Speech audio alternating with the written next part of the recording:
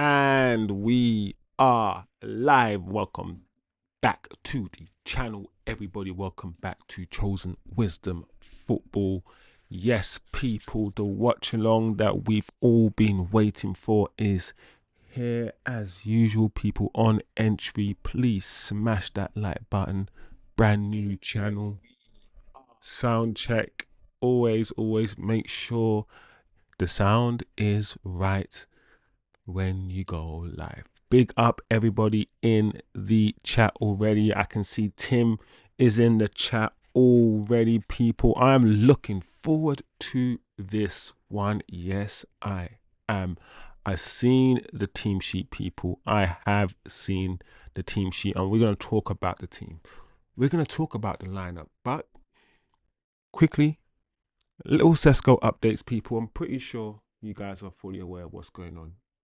But it seems like it's a I'm waiting for you, you're waiting for me kind of scenario with regards to Sesko.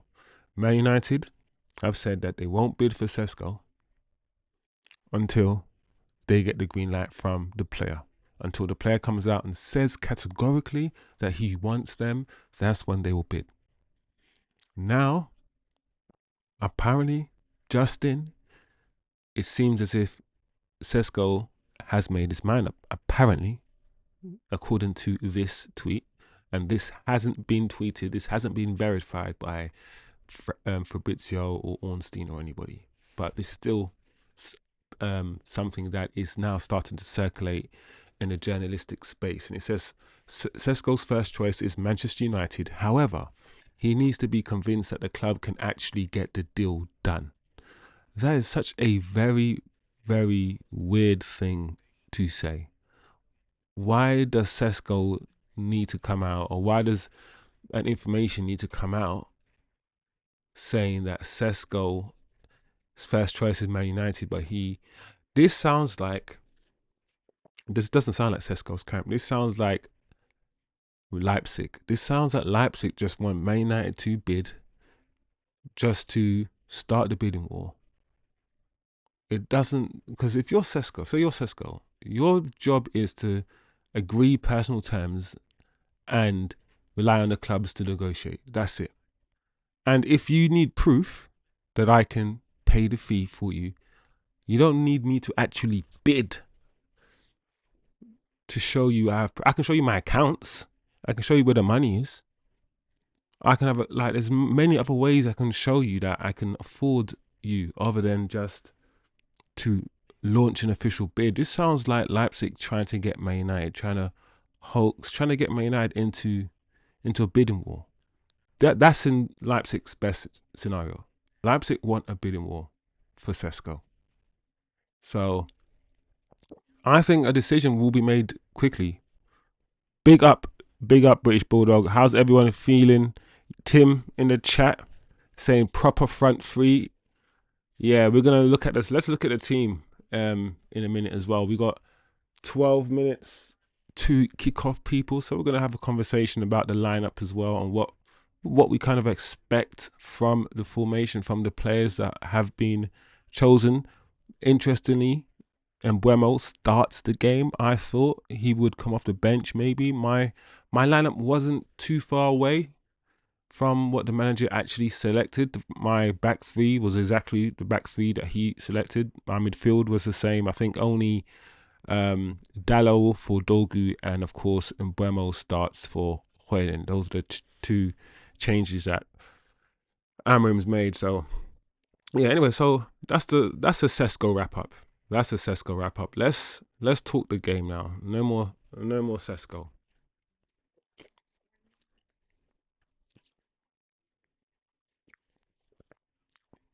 No more Cisco. So that is the team, people. I'm pretty sure you've all seen the team. I'm pretty sure you guys can all watching the game. So let me know. Let me know what people are saying about this front three. Tim in the chat already saying that's a proper front three. I'm not gonna lie. I'm surprised. I'm surprised I wouldn't be surprised if Cunha plays in the left 10. MBEUMO plays in the right 10. And Cunha also plays up front. That could be a thing. No one's really thought about that. But nonetheless, I'm quite surprised that he started MBEUMO up front. I think that's a big indication of how flexible he wants this formation to work. And the question I have for the chat really is, what does this mean for Højlund? What does this mean for Højlund? Does it mean anything? This is just a preseason game, right? And MBEUMO needs the minutes. He hasn't played. Cunha is being brought back in. Should we be looking into this? Should we? And MBEUMO starting up front. No Højlund. I mean, Bruno Fernandes. I mean, that front three on paper should be absolutely fine.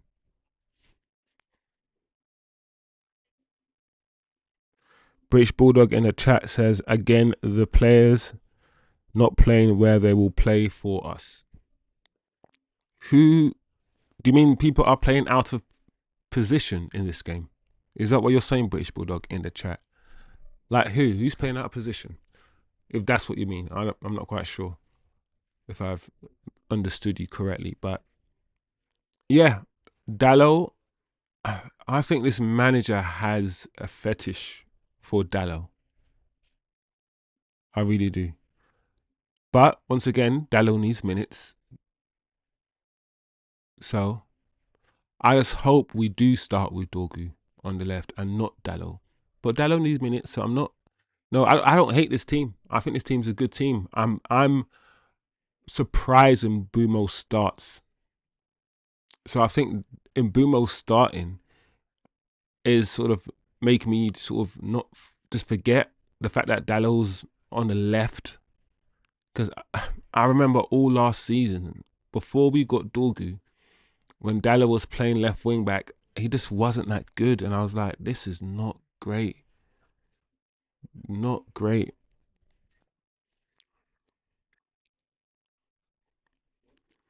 All right.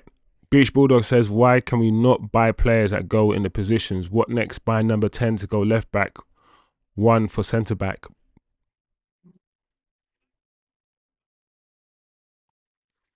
Yeah, so British Bulldog in the chat, I think you're talking about the fact that MBEUMO was starting as a striker and he was bought as a 10, I think.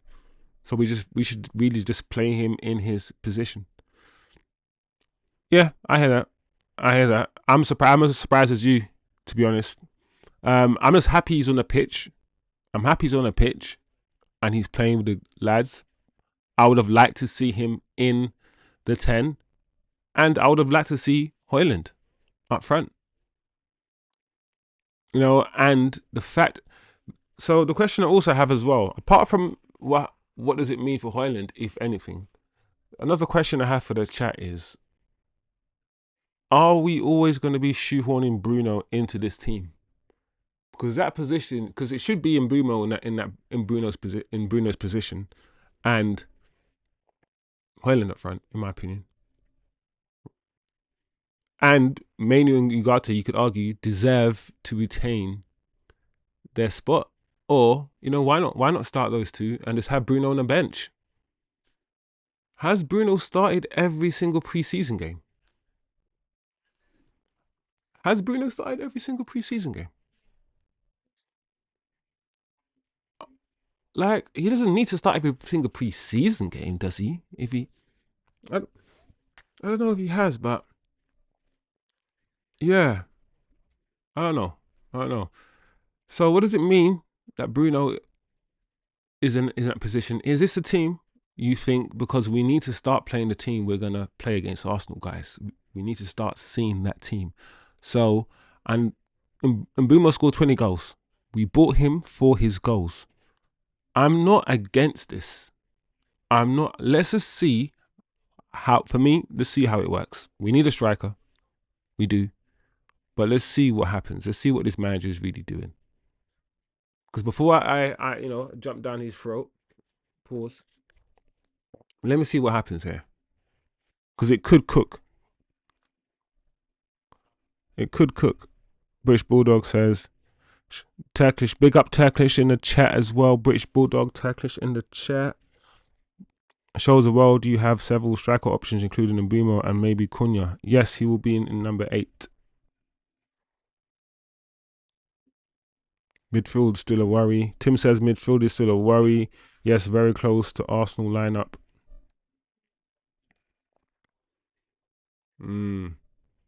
I hear you. The midfield, I think the midfield we lack athleticism still and dynamism in the midfield, and the way that we, our formation, our system, there's 2 there. Let's always remember that most systems, most teams play in a formation that has 3 in the midfield. We play a system that has 2 midfielders, and we're either asking the centre back to step into midfield or one of the 10s to drop into midfield. So I think Bruno, I guess, will be that 10 that drops into that midfield a little bit more to help out. I mean, what Ahmad was doing last game from that same position, Ahmad was drifting infield, creating overloads, adding an extra man in the centre of the park. So I expect Bruno to do that. I mean, Cunha, of course, he's supposed to be doing that as well, but I expect Bruno to be doing that. So I don't know, guys. I don't know. I didn't expect MBEUMO as a striker, but let's see. Let's see. All right, cool. Let's get ready to rumble.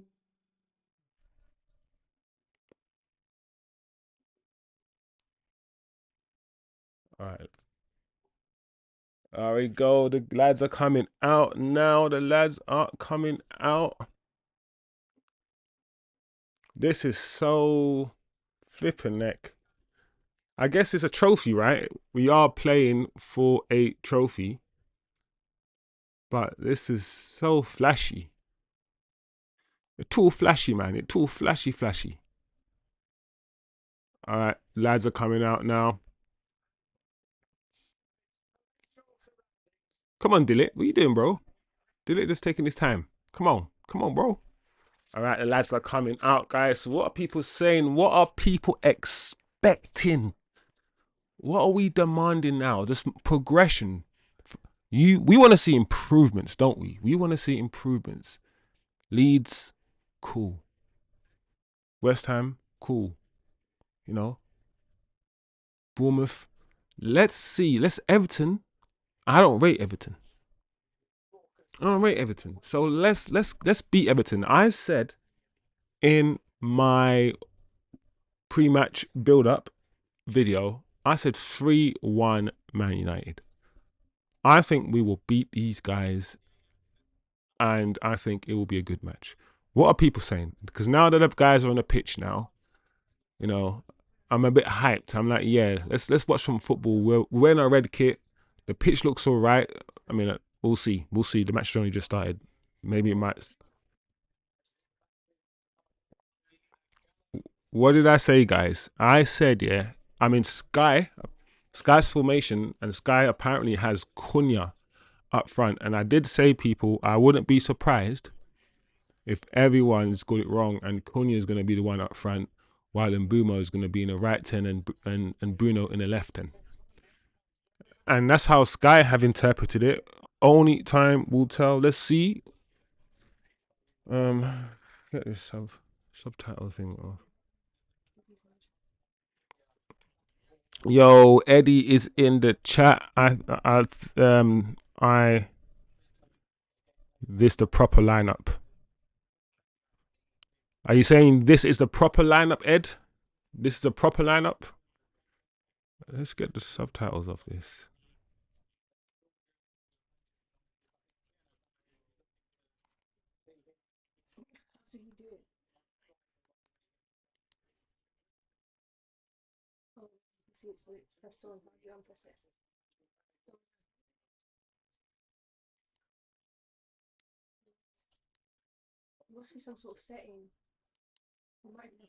There's MBEUMO. There you go. Listen, we look good in our kit, man. The new boys are here, guys. The new boys are here. They're going to be playing together for the first time. Let's go, man. Let's go, people. Let's go. Hopefully, we got a good game, lads. That's all we want. 10 o'clock at night.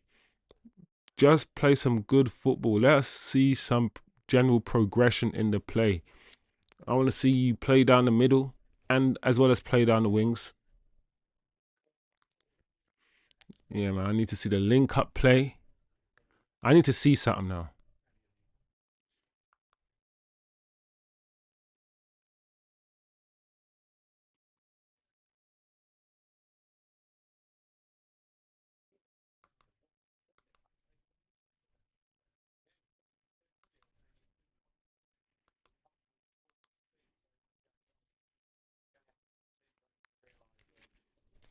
All right.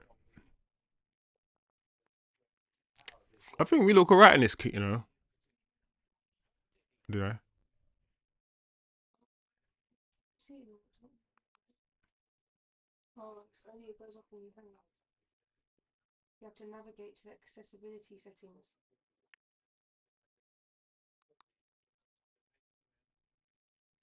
Where is that?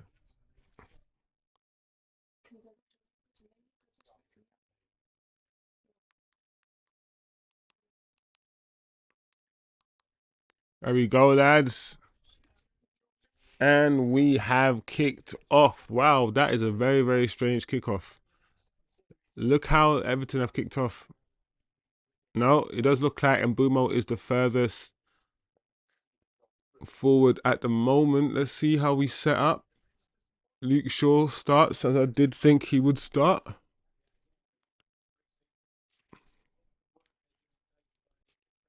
Big up yourself, Jerry. Jerry in the chat. We got Eddie, Jerry, Tim, British Bulldog. The chat is chatting at the moment. What is the point of your man from the NBA just dying? Bro, I don't listen. When it comes to all of those things, yeah, I'm not gonna lie to people. I zone out, man. I don't even pay attention to that crap. Come on, man. Let's keep the ball. Well done in MBEUMO. I like that. Yes. Put the ball down on the floor, lads. I like that. I like that so far. Play football. So you gotta say back to Luke Shaw. That's it. Back to Luke Shaw again. Listen, don't be afraid to pass it back exactly where it comes from. If you got a man on behind you and he's squeezing you and he's tight, just give it back. Don't be afraid, bro. Don't try something clever. You know what I'm saying? Move, move, move, move. No, that's not good enough, man. That's not good. Who is that? Is that Dillet? Come on, Dillet. You got to do better. Luke Shaw was proper forward there, wasn't he? Luke Shaw was playing left centre back. He was proper forward in that move. Eddie says, if you play like how we did against Bournemouth FC, I can say that I believe the manager is coaching the players something we haven't seen hadn't seen since Ollie. Big up Wisdom, salute. Yo, Jerome, big up yourself, bro. How you doing, man? How you doing Sunday? How's people doing on Sunday? Who's got work tomorrow? Because I got work tomorrow. But 10 o'clock is not too bad, you know what I'm saying? It's not too bad. But yeah, big up Jerome, big up Eddie. Yeah, Eddie, if we have the same intensity, approach it the same way, same level of respect, speed, even without the quality, like I said, just physically match the way we were playing against West Ham and Bournemouth, we should beat Everton. And so far, I got no reason to think we can't.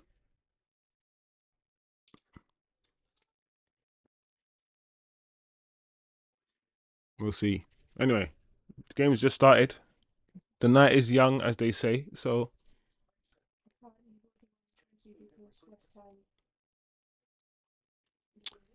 what's the standing in the trophy situation, people? Because apparently we've already won the trophy because West Ham beat Bournemouth or something. I don't listen. Guys, I'm not gonna lie. I haven't really been paying attention to the table like that when it comes to this tournament, and I don't think either of you. I don't think anyone has. So, but apparently we've already won the trophy. So I don't know if anyone can verify that. What does that mean? Does it mean do we get more money for winning this? trophy. Let's find that shit out. Because I think we get 7 million for the tournament, don't we? Oh, come on, guys. Let's stop. What? Luke Shaw. Luke, listen. I don't want to see that, Luke. I don't want to see you. Listen, I know it was a foul, but you don't want to be getting henched out, being pulled. He's on the wrong. You're on the wrong side of him. Oh, Luke. I'm not. Anyway, I'm not even gonna flipping. He made one mistake. Luke Shaw made one mistake. I'm not gonna get on at Luke Shaw. But come on, Luke. That's nice, MBEUMO. That's nice, Ahmad. Oh, Cunha. Oh, that is what I'm saying. The counter attack was counter attacking. MBEUMO's touches. The ball's getting fisted to MBEUMO, yeah, and he's just in that little pocket twice now. His touch inside, yeah. Nice. Cunha, unlucky. But I like the one thing that impressed me with that movement. Everyone made the right decision. If that was someone else, right, the ball wouldn't have gone in field to Cunha. If that was someone else, Cunha wouldn't have laid the ball or made that through pass. Then Dallow's little pass to Cunha again. Was it Bruno to Cunha to end the move?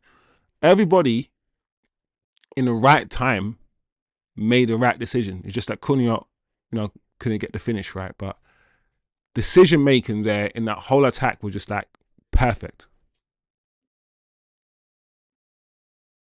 No one tried to do anything slick. Just give the ball.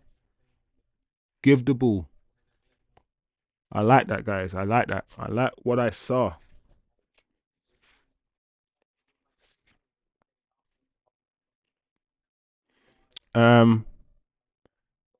Jerry says we can't lose by more than 2 and we win.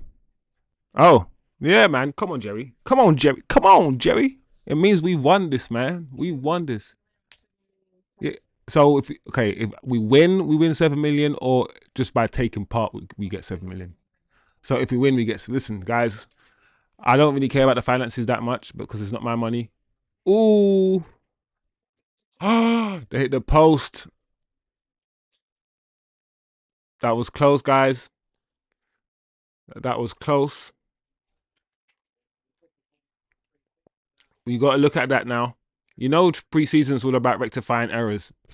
We got to look at our reaction to the free kick. How quick were we at getting back? But yeah, the finish was. We almost scored, man. So there's been two chances in this game already, people. But the way I like to look at things is this: their chances came from a set piece. They didn't cut us open. They didn't carve us open or anything like that. Whereas our chance came from football. We actually played football.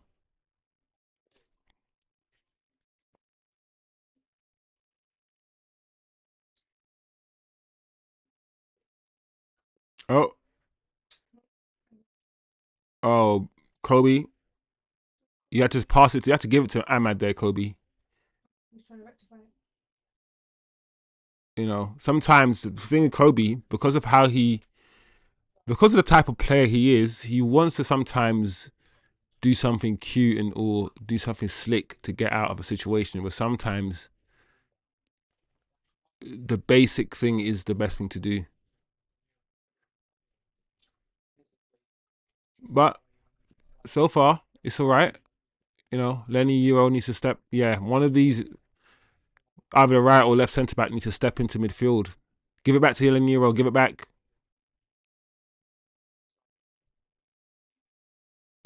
Oh, that's not good enough.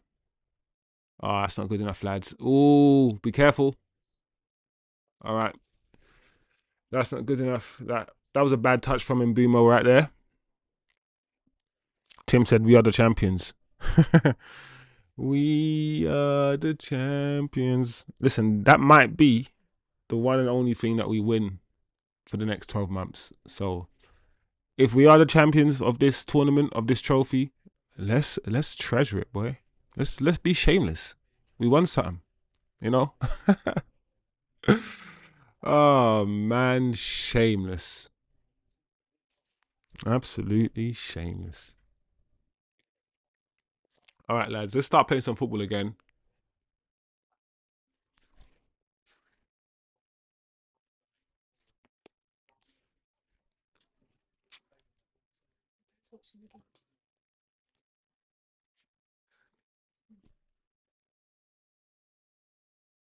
Here we go. Come on, look forward, look forward. Okay, pass it back. It's fine. Give it to Lenny. Oh, I should give it to Lenny. By in there. Give it Ahmad. Well done. Yeah, Cunha straight away. Ah, Ahmad. Too much on it. Ah, is this okay? Let's not get sloppy with our passing, guys. Let's not get sloppy with our passing. Lenny is so good. I feel like Lenny Euro doesn't like get much wrong or doesn't do much wrong. Lenny Euro's decision making, like I gotta keep thinking Lenny Euro's only 19. You know, this guy is playing centre back.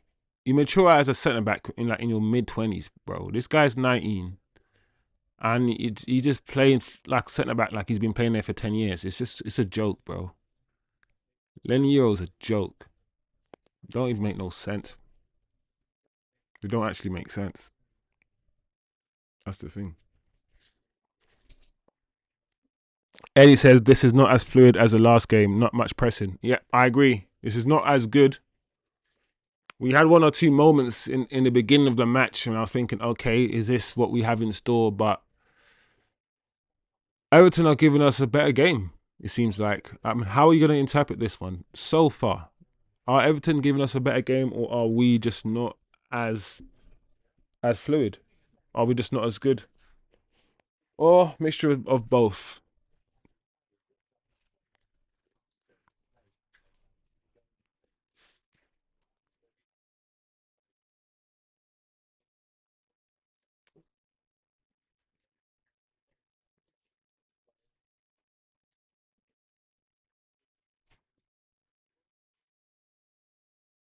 Here we go.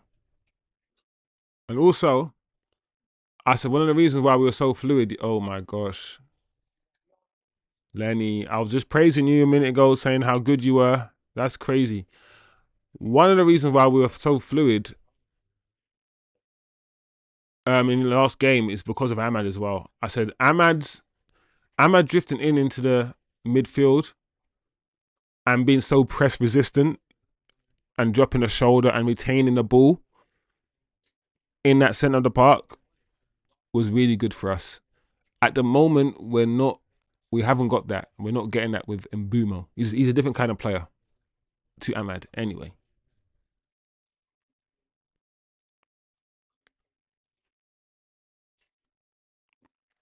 Yeah, Jerry, the passing is a bit sloppy. It is a bit sloppy.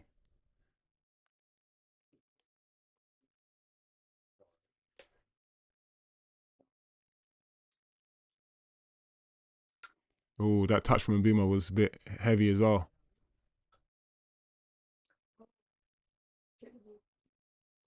Yeah, we're sloppy. We're sloppy.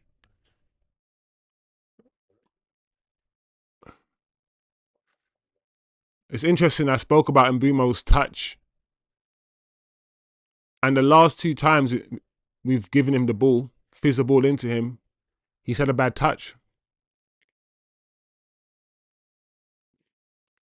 But this is his first game, guys. So we will understand the context. These guys, they've had 3 games under their belt. This is Mbumo's first game for preseason. This is his first preseason match. So Let's expect him to be a bit rusty. Oh, Bruno.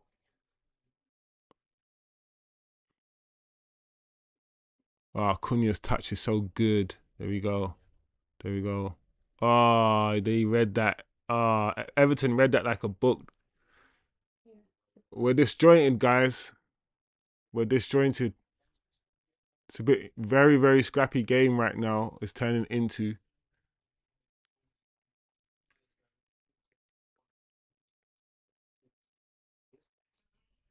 Oh wow. Wow. It's offside. Wow. I was thinking, no way. One simple ball over the top. Let's see this again. Flipping heck. Listen, it's offside, people. It's offside, but it's not. It's close. It's close.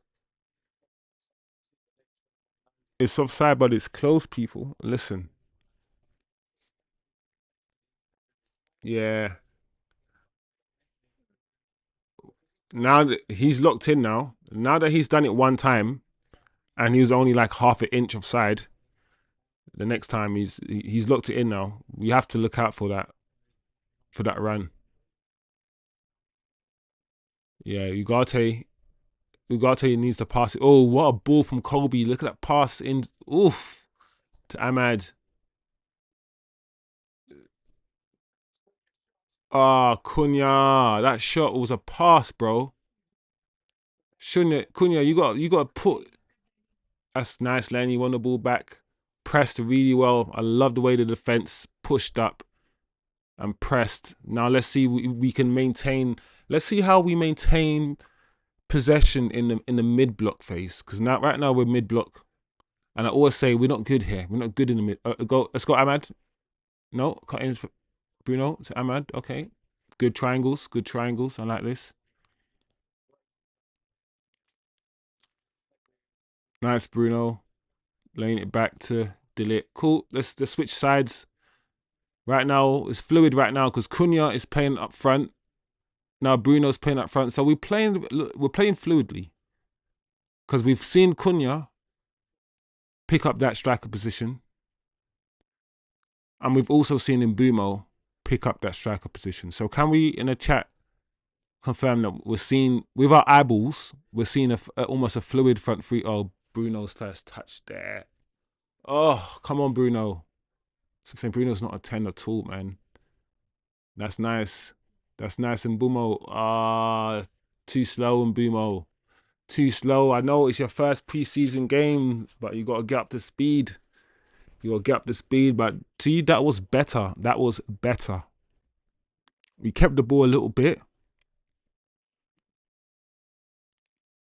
It looks like Cunha and Mbeumo are sharing the responsibility of occupying that front position. Let's see. Let's continue to watch who occupies it the most out of the two.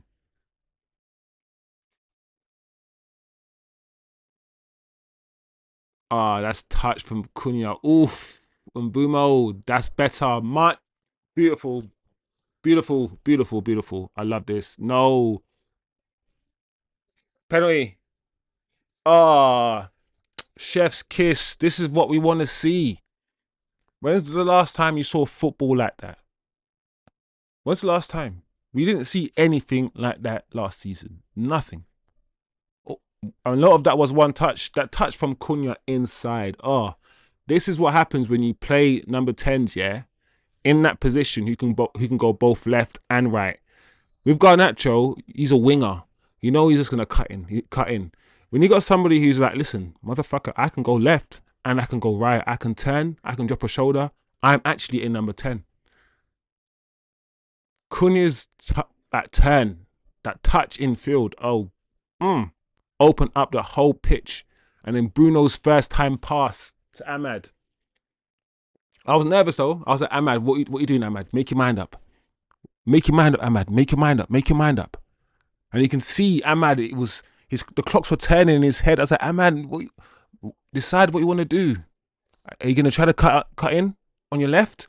Because I guarantee the defender knows you want to cut in on your left.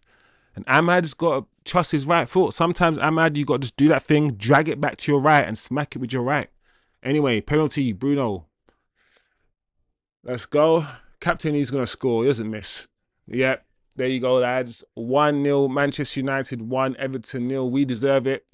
That move was really good. If this is what is in store, then good. Because, like I said, this is the first time, guys, that we've seen this front three. The first time we've seen MBEUMO and Cunha play together. So we're getting to see what they could do together. And Bruno doesn't really miss penalties, guys. We know this. So 1-0, people. 1-0.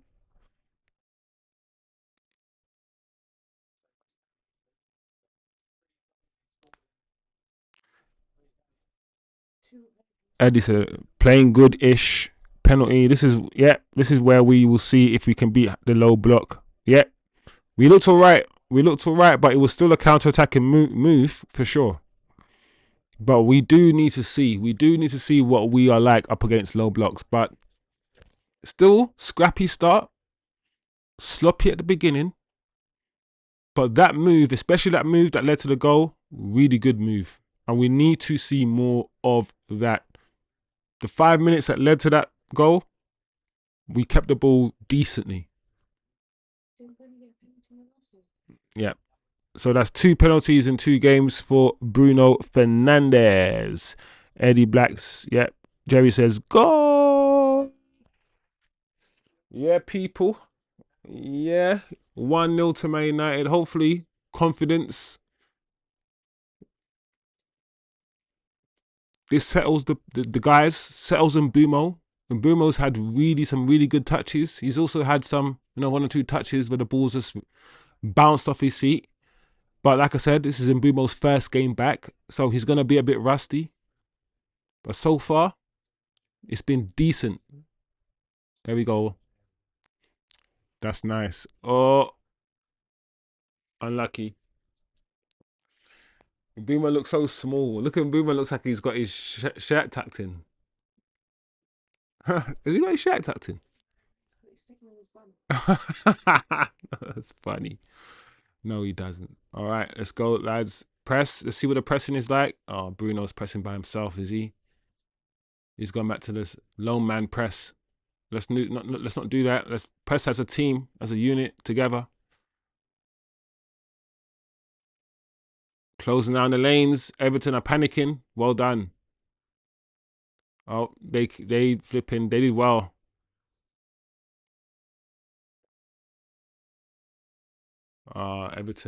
Everton passed out of the press, lads. They're on the attack here. Ahmad's. Oh, that's a corner. Ahmad came back to help out in defence. Corner to Everton.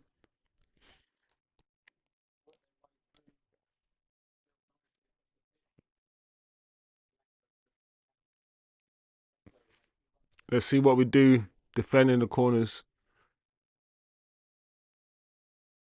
Which is, I guess, one of my concerns. One of my concerns starting a team with Ugarte, Mainu, like MBEUMO and Cunha and Bruno, is that we defending corners against a team like Arsenal, where everyone's 6 foot. We might not be that good. Oh, look at MBEUMO's speed. We've yet to see his speed. We've yet to see his speed in action, but we know how fast MBEUMO is. This guy is rapid. There we go.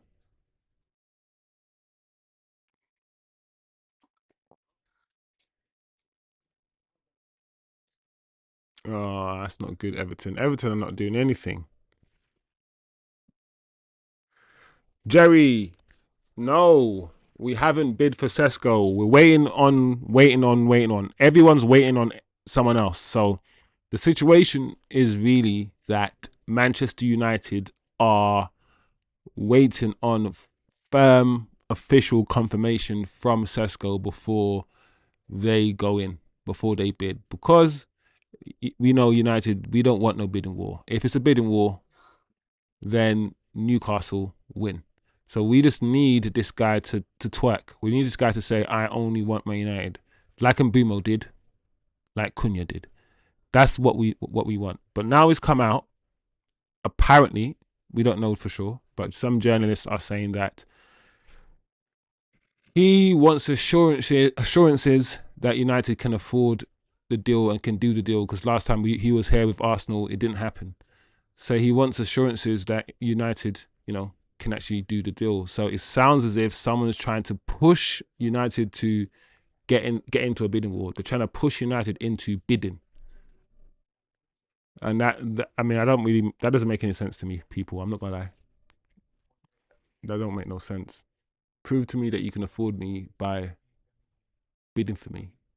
Like what? There's other ways I can prove, There's other ways.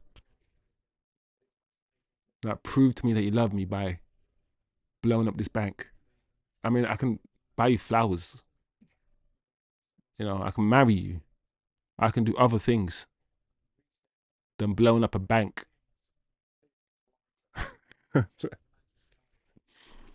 That's a mad analogy, but you get my point.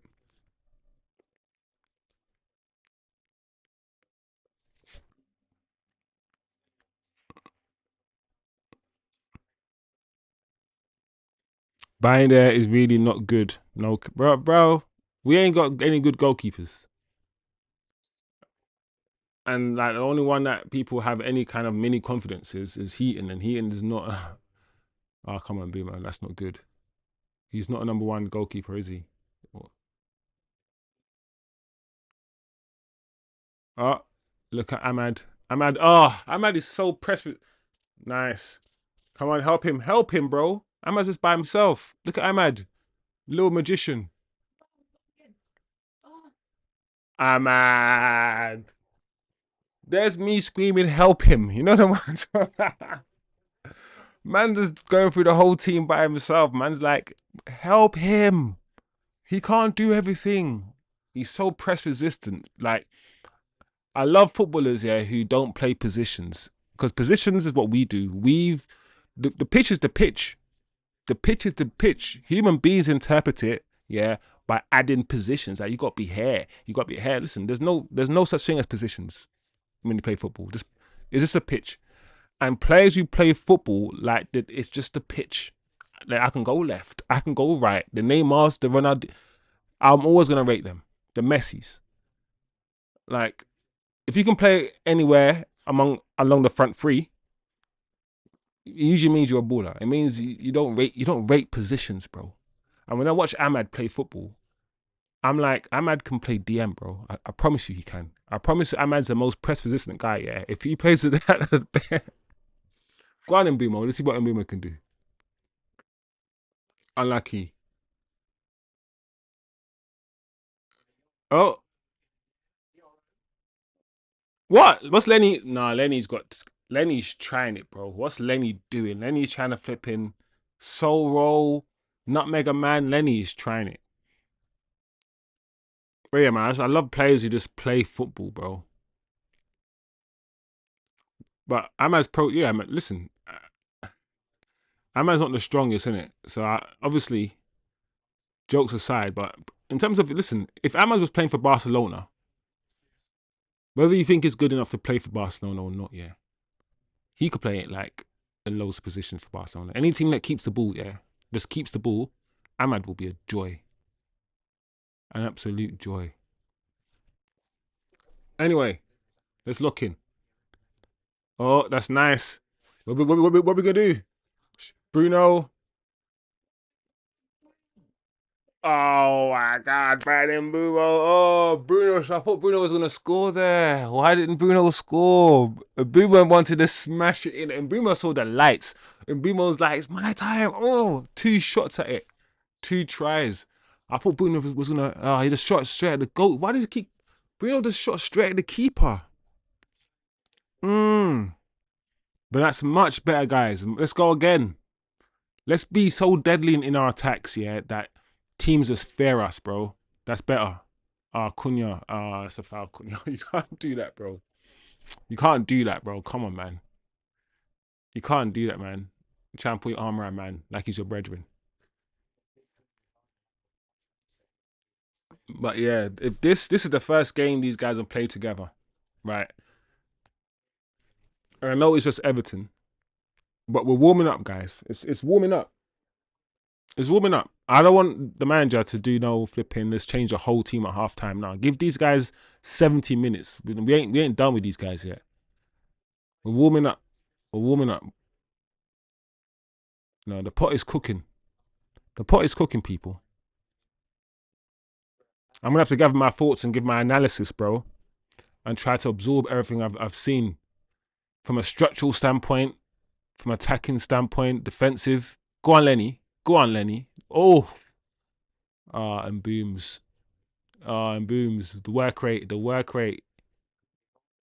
And Boomba Clark almost scored. Ugarte, Dallo. We need more from Dallo, though. We need more from Dallo. It's hard because we've got Ahmad on the other side that's doing what he's doing, and we've got Dallo who's Dallo's not. He needs to be higher. He needs to be higher up the pitch. Mm.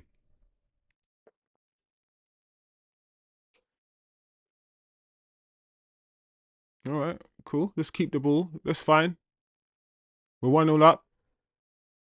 But see, Everton are starting to squeeze. So we have to react. All right, Cunha. That's a good ball to Cunha. Oh, that touch, Kunz.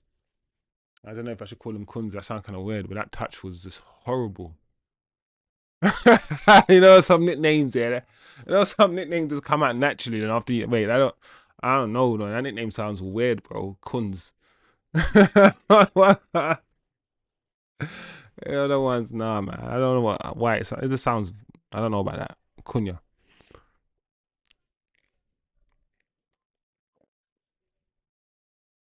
Yeah, we're missing Dorgu, Eddie, bro, for sure. Like Dorgu would be a threat right now down that left wing back position. That's why I'm like this Dallo thing. I just hope we can break this Portuguese Dallo because I kept complaining about this. Oh, we go on the counter. Let's see what we can do in this position. Cunha. Okay, Dallo's in the ball.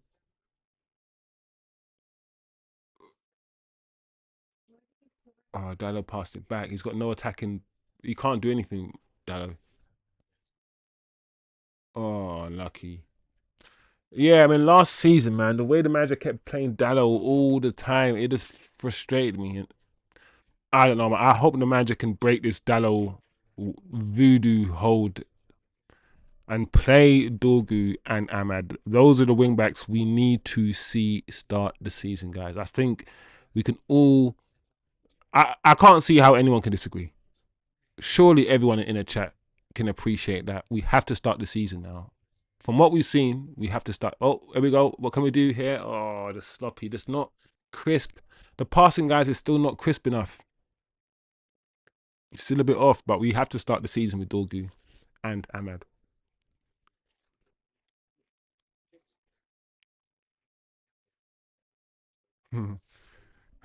Eddie said Kuni. Even Kuni sounds weird, bro. We'll find something. I said Kuni.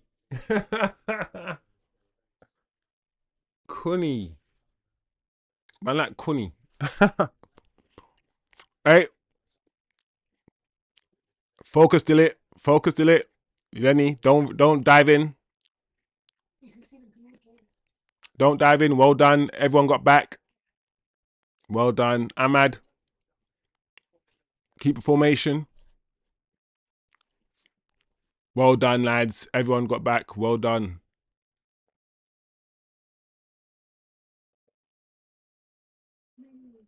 Well done, MBEUMO.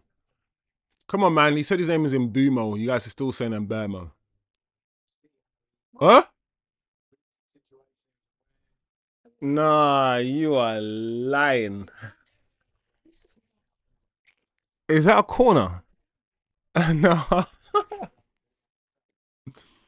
No, you're lying. Did Manis kick it out for a corner? No, man. Did it just roll underneath Dallo's foot? of a roll over Dallow's foot. I just don't understand why there needs to be a corner right here. Why does there need to be a corner right now? I don't like from the position that we were in. How did we? You know the ones. How did we get here? How did we get here?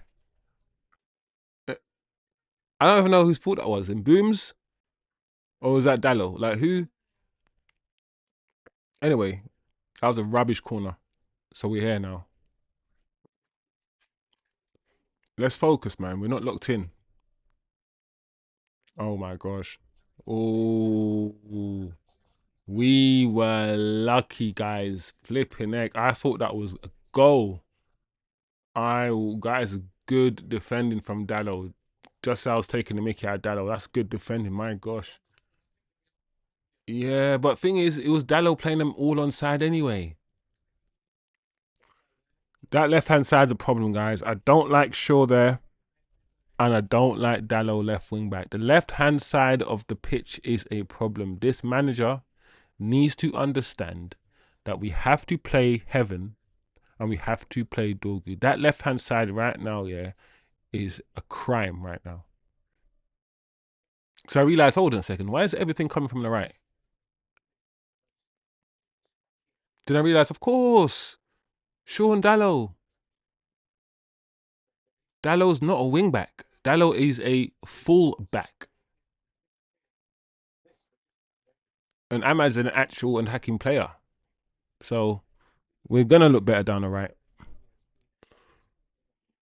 But it depends how you guys want to look at this. Is this going to be the team, or are we getting close to the team that starts against Arsenal, which means we're going to see Dallo? No, we surely not. It has to be Dorgu. It has to be.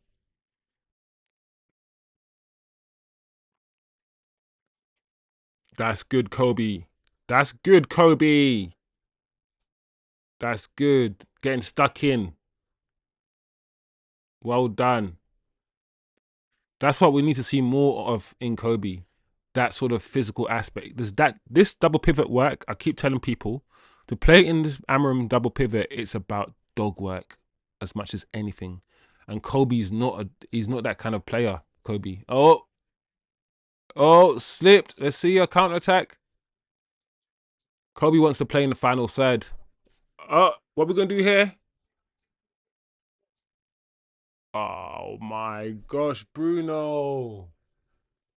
Oh, Bruno. This is why you frustrate me. I don't know what. Even if that was the right pass to make or the right person to go for, that pass was horrendous. When people say Bruno's an amazing passer, I'm like, he hits the ball really hard and he hits the ball into space. But he's not a Fabregas. He's not a Pirlo. He's not a Scholes. He's not a Carrick. He's not Pogba.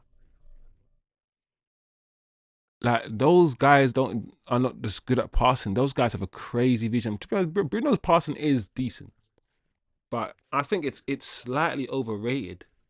His passing can be slightly overrated. He just hits it really hard into space a lot of the times.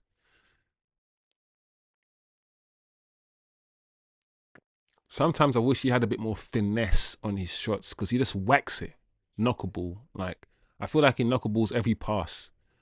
Sometimes I want him to just do a little, something finessey. And that's nice, MBEUMO. All right, MBEUMO, that's nice.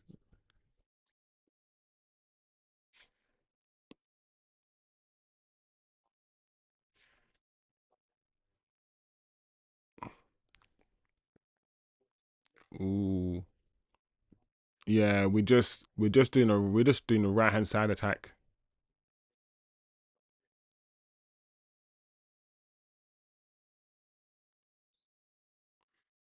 Something's wrong with the left hand side. Nothing is coming from the left hand side at all. When we go to the left, Dallo, Dallo just stands at the halfway line, facing the screen, facing us, and just passes it back to Shaw.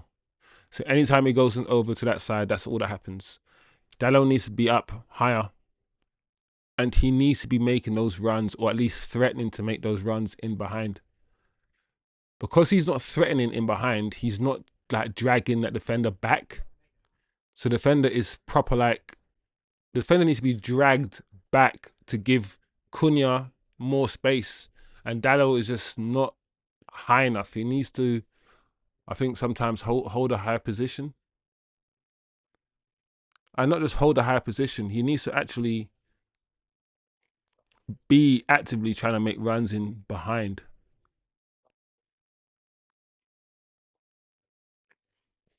We're a bit lopsided, guys, in our attack. Oof, that was good.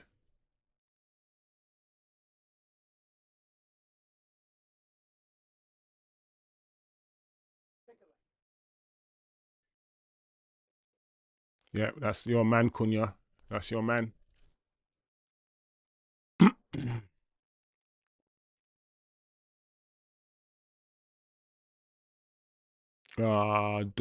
Ugarte, bro. Oh, that is so bad. That is so crap. I was just about to say Ugarte, bro. Was it Ugarte or was it Bruno? I don't know who it was. Who had the ball there? I was like, bro, you got to release the ball. You're trying to dribble out.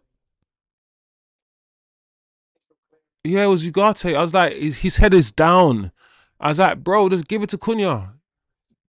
You're trying to dribble through two players, bro. Just release. You got the ball. Just release it. Give it. It's so sloppy, man. So sloppy. Yeah, you can talk about Bruno not tracking back. You can, but after that mistake, bro, like you can blame anybody. I just think Ugarte just had to release that ball, bro. Just release it.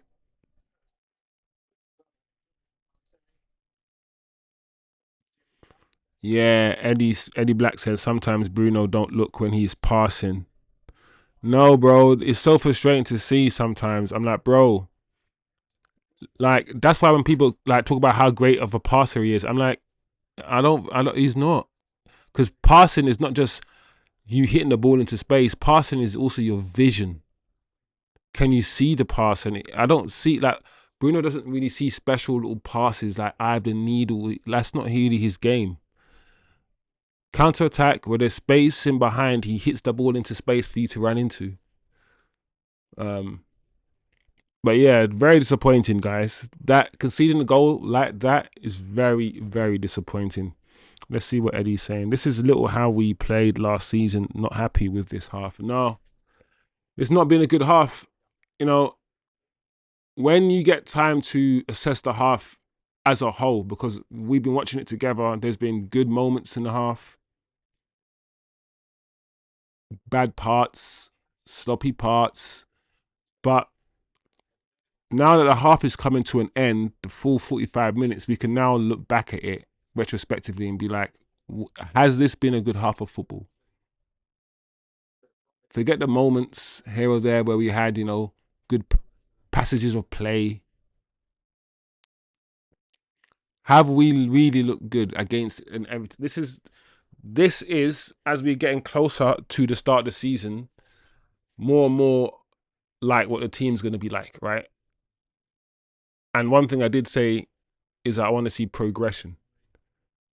In some ways, I have seen progression, but in some ways, I've seen the same things that I saw last season.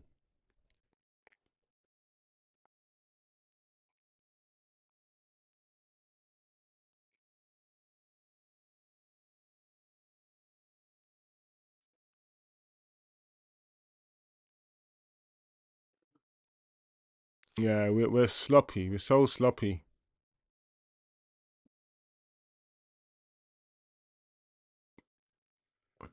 Dallo.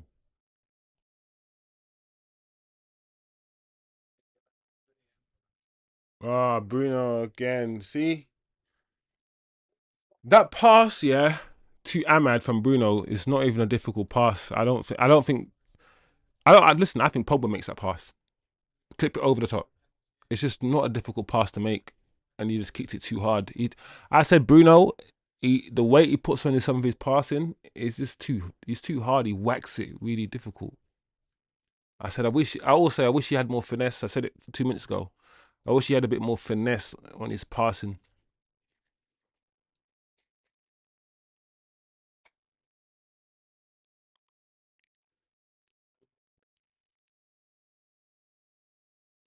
Yeah, this is not ending well at all, guys, this half, is it?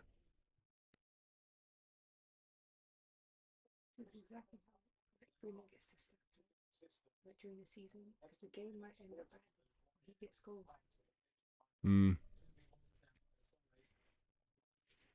yeah.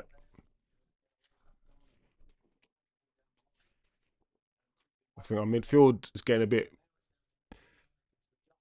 a bit crushed now. We need a bit of space. Ugarte struggled this last 5 to 10 minutes. Ugarte is just struggling. Our midfield is struggling. It's getting outrun and overrun a little bit. And we've seen this. We need to react. When our midfield too is starting to get swamped, we need to learn or find a way to react.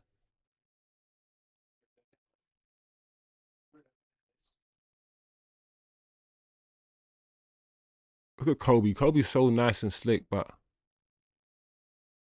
there we go. It's good football.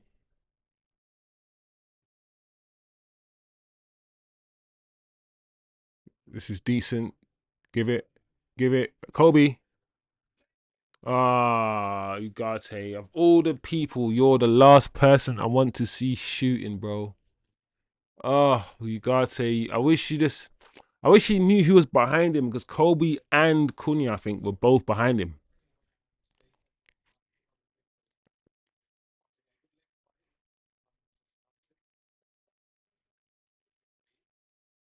How would you sum up this half, people?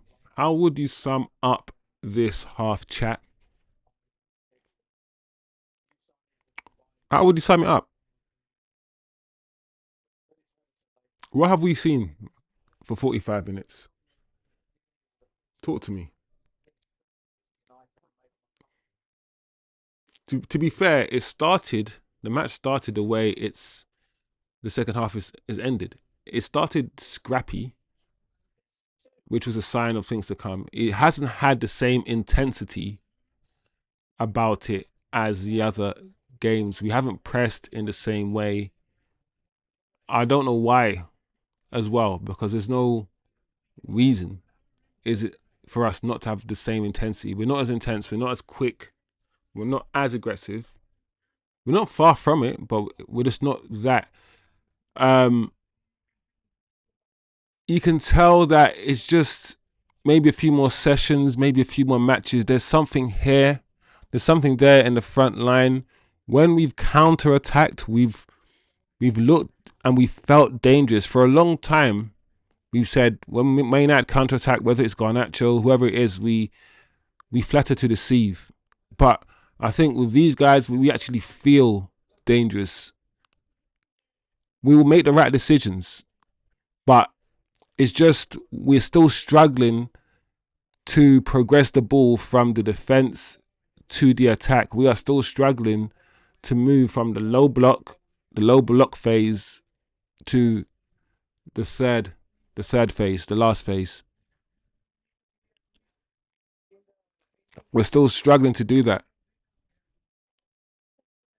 Then the 2 10s in MBEUMO, at the moment, in MBEUMO, he's having a decent game. He's had moments, yeah, where he's had a bad touch, where he's not made the right decision. But we're gonna give him grace because it's his first game back. It's his first game of pre-season, so we're gonna have to assess him.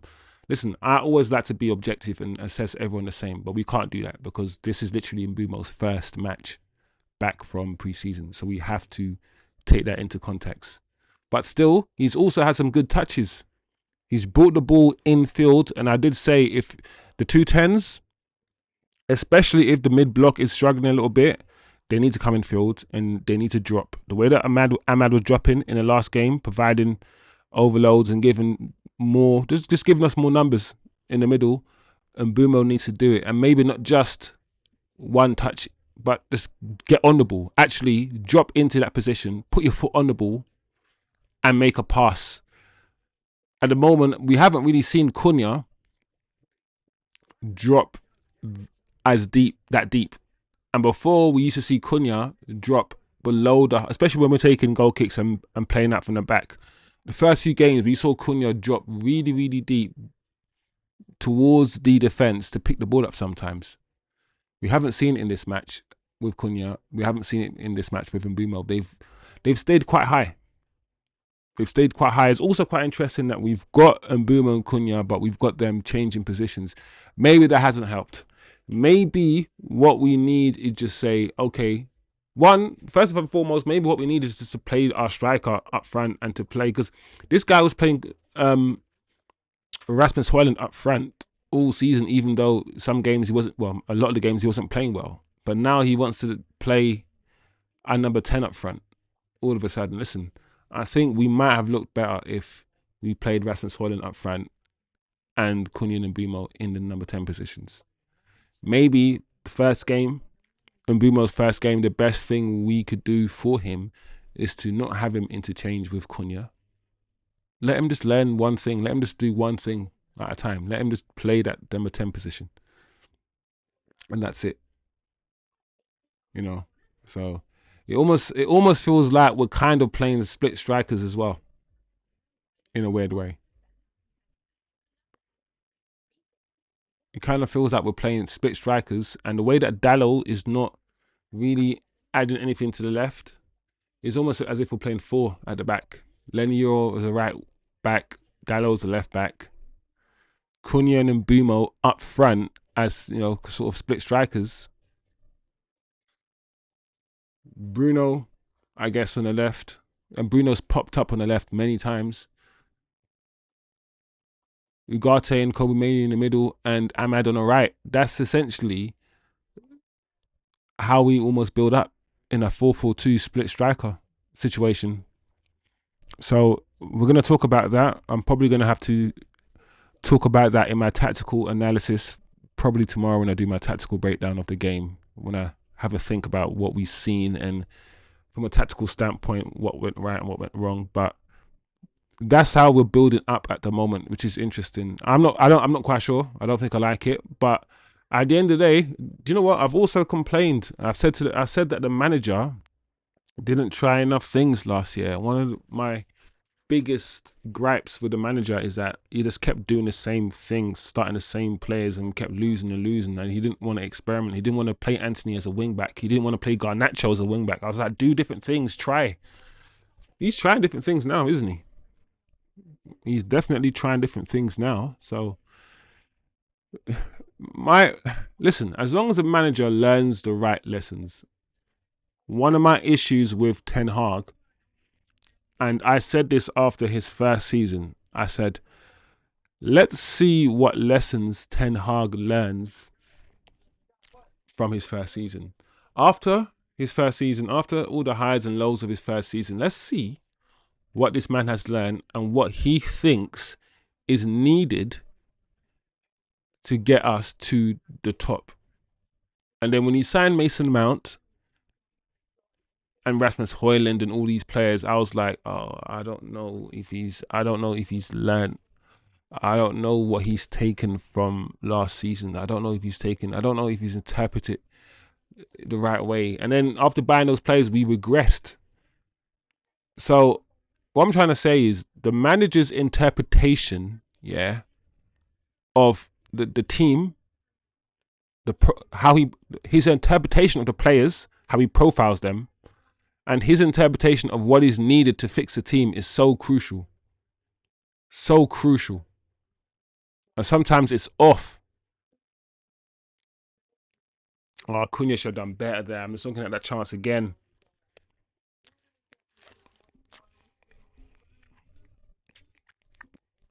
Big up Wendell Pearson,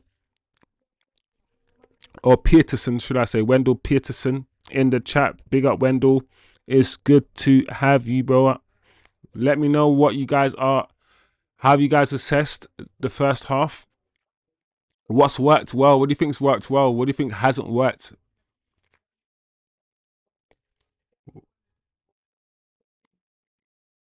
Mm. But yeah, I agree with Wendell. Wendell says, "Hi guys, we need a striker. We definitely need a striker." I've asked the question to the chat, and I'll ask it again to everybody. Hoyland not starting. How much are you looking into Hoyland not starting today? Does it mean, is it a sign of what the manager thinks of Hoyland? Is it simply, listen, everyone needs to play. The manager is trying something new, and that's it. How much are people looking into this? Does it mean, are people thinking it means he's going?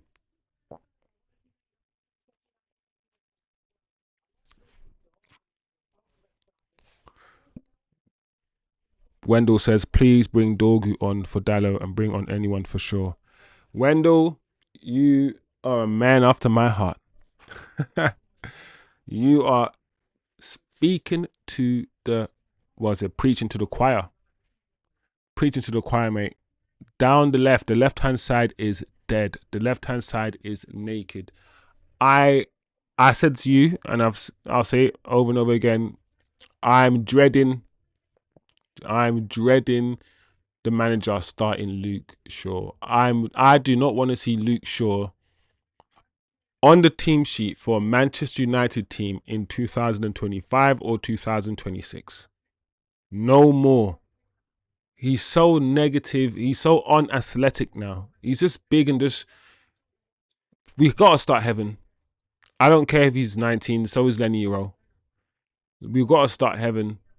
In fact, I'd rather have Lenny Euro on that side as a left centre back because Lenny Euro played a lot of games last season there and he was really good.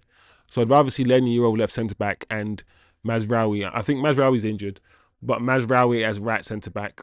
Listen, we can't be starting with Dallo. And we can't be starting with Shaw. That side of the pitch, that left hand side, is diabolical. It's so poor. Like, this is a new era. We can't be having Dallo and Shaw still start for Man United. And just watching Ugarte get tackled again. Oh, it is so bad. I know people are gonna get at Ugarte after this. I know the Twitter world is going crazy. And we were watching it together, guys. We could see it. I was like, release it. You could hear me. I was like, release the ball, bro. Like, I can't stand when players here, you can't do certain things. Try, like, Ugarte is not a dribbler. He's not a guy who dribbles out of trouble. He's not that guy. You're not dribbling out of no. You're not doing that in the Premier League, Ugarte, against Premier League players. You're not doing that. You are win the ball back, tackle, play it off 5 yards to a teammate. That's you. That's the limit of your abilities, right? Know yourself. You trying to dribble through players. You're trying to dribble out of your box. Like, what are you doing, Ugarte? What is Ugarte doing, people? So, you know, it's good that we see this because one performance in one preseason game changes the fans. Like, we've watched a man play for a whole season, and then we see one performance in one preseason game, and it's like, oh, we changed our opinion. Like, the exception becomes the rule. Ugarte is still not good enough. He isn't. Let's keep it 100, people. For a Manchester United team that wants to be where they need to be, he isn't.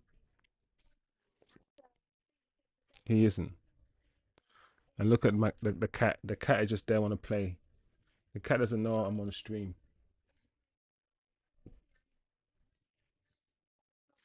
Anyway, Wendell says, "What are the chances we sell Ugarte and Casemiro and bring in Baleba? I'm really trying to be positive, but our midfield needs some reinforcements." Wendell, I will snap your arm off if that ever happens, bro.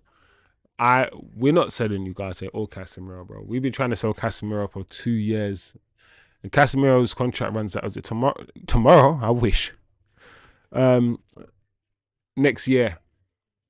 And Ugarte, yeah. I think Baleba's a dream signing for a lot of players. For a lot of people. For a lot of United fans. I would definitely take Baleba right now. I don't think he is going anywhere. I don't think Adam Morton is going anywhere. I think that's probably a signing for next year. I mean, United keep flirting with the idea that they're going to be in or go in for a midfielder, but uh, I can't see that happening. And if we do, it might be a Luis from Juventus or something like that. I can't see us. But listen, Wendell, I wish, bro. I wish.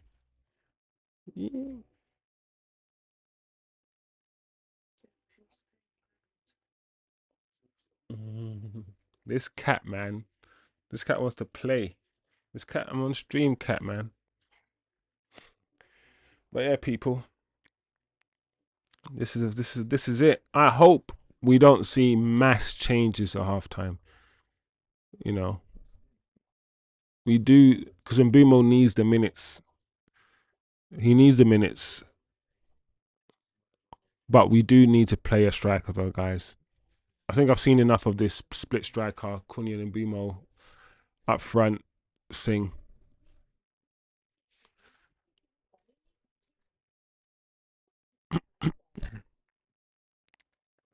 Mm, mm, mm.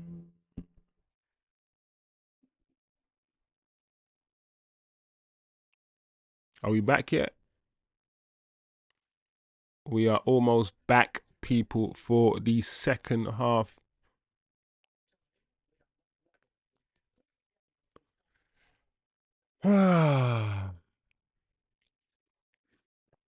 We scored opening goal just when we thought this was going to be a comfortable victory. When we thought after the first goal we were going to score the second and the third. One little mistake. Ugarte tries to dribble the ball out. Everton win the ball back. One cross into the box. Go. Simple as that. So it's essentially 0-0 again, people.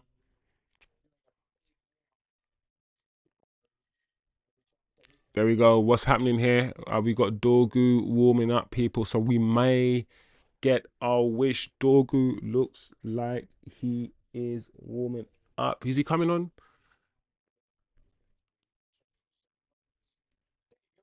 Wow, Dorgu on for MBEUMO. Oh man. Oh, this manager is reminding me why I don't like him.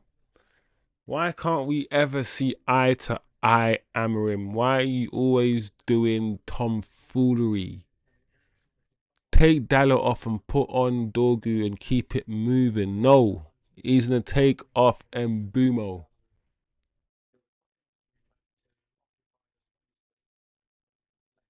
So we're gonna keep Dallo. I knew it when it came out, people, that Dallo was part of this 6-man. What was it? What squad? That what team? Senior team? What is it? The 6-man? No, the team that when I heard that Diogo Dallo was part of the 6-man Manchester United leadership team with Bruno, the two I was like, oh man, this manager. Just when I always want to give him a go, when I want to give him his players, when I'm like, I want to see what he's been doing. I can see there's, the coaching is there, but he gives and takes. That's what he does. He gives to me with one hand and he takes with the other. The way he sees football, like I disagree with the way he sees football sometimes. Some of his decisions, especially last season, his subs, I was like, oh, what is this guy? Why is this guy so negative? So what we got here, guys, we have Ahmad, who's clearly going to move into the 10 position. And we're going to have Dallo move over to the right wing back position and Dorgu play left wing back. So we're gonna have Cunha up front. I think. I guess it has to be Cunha up front now, right? Ahmad right 10. Yep, Ahmad right 10 and Bruno left 10.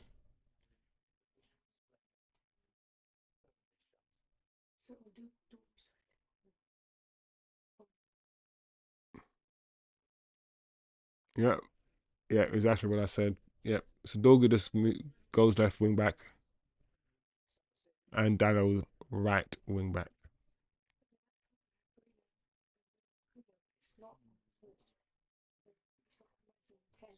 Yes. So Ahmad, like, listen, in his position, right 10, and Bruno left 10. Oh my God. Ugarte, once again, Ugate's lost the ball again. Listen, this guy, this Ugarte guy, or was it Dallo? Who was it? I think it was Ugarte. I don't know what's going on, guys. I don't know what's happening. What what's Ugarte? What's happened to him? I mean, I don't rate him that highly anyway, but well done, Lenny Euro. We have started horrendously. My lord, this is not good. Everton, that touch from Beto was good. Lenny Euro, last ditch tackle. Delit, that was way too easy, bro. Way too easy, Delit. Lenny Euro had to save you, but that was way too easy that he got past Delit there. We've started this second half terribly. I don't know what's wrong with Ugarte people. Like, I just don't get it. I don't want to get on this guy's back, but on the ball, he's just so basic. He's just so basic on the ball. It's just, we need a midfielder, man, so badly. So badly. Corner to Everton people. I wish the stuff was off the screen,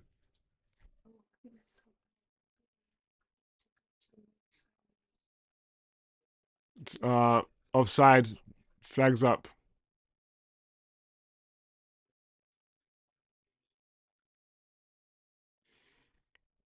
Yo, people, we ain't started this half well at all, man. We just don't look good.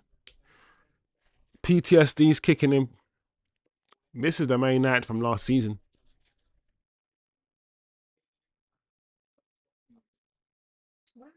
I mean, technically, it's the same team, apart from Cunha once again. But yeah. Now we're also seeing why people, as much as some people don't like Casemiro, we're also seeing why the manager has to pick Casemiro. Because you're going to have to pick between off the ball and on the ball. And you shouldn't have to pick. You should have a player who's good off the ball and on the ball. That's what we need. But the manager has to pick. Should I play someone? Look at Ugarte again. They press Ugarte so well, man, because they know that he's not press resistance. As soon as Ugarte gets the ball now, watch them again. As soon as Ugarte gets the ball, they're on at him. Look at him. He's the one who keeps losing the ball. And they know it.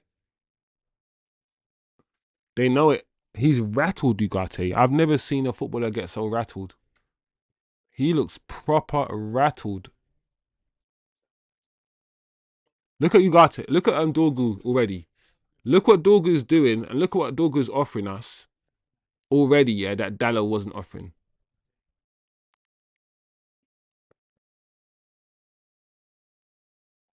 It's just better. Like Dorgu, look what Dorgu is.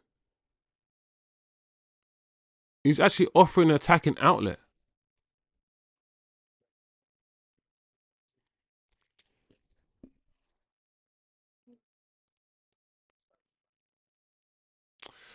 like I was saying before, people, the manager has to pick between Casemiro and Ugarte, off the ball and on the ball. Somebody who apparently is really good off the ball, wins, runs around and whatnot. I mean, running around, he's just running around, but he's really good off the ball. But on the ball, he's not good at all. Ugarte and Casemiro, who's slightly better than Ugarte on the ball, but off the ball doesn't have the legs anymore.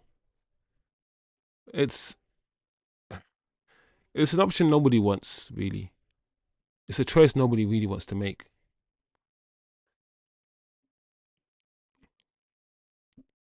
Eddie says we need Kone. Okay, Eddie, the fact that we haven't even seen this guy, bro, in preseason at all. Like, where is this guy? Where's Kone, man? Now we ain't seen Kone not playing 5 minutes in preseason.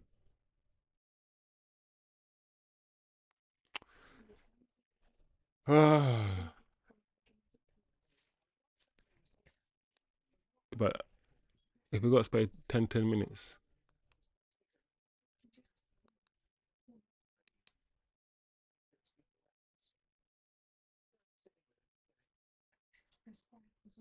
there's no back. I mean, home.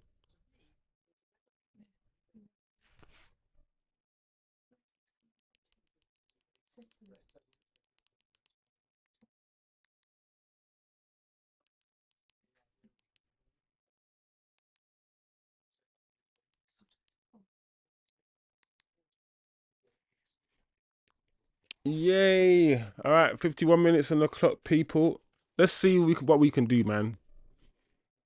Because this game, yeah, is not good, guys. 51 minutes. I'm not enjoying this at all, and I'm pretty sure you guys are not enjoying what you see.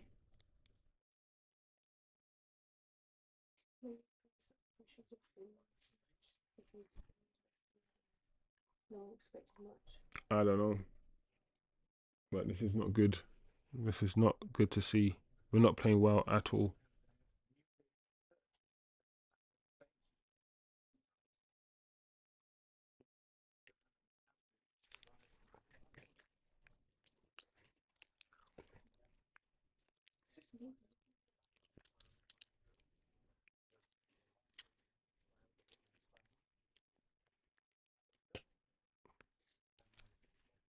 Come on, man. This is just. Thing is, yeah, this game is not even a great game to watch anyway, and this stuff is just slowing it down and making it even worse. Come on, man. Let's get back into the game. Ugate's gone missing now, isn't he? Ugate's not going to want the ball anymore, is he? Oh my lord, Ugarte. Ugarte has to get off the pitch, man.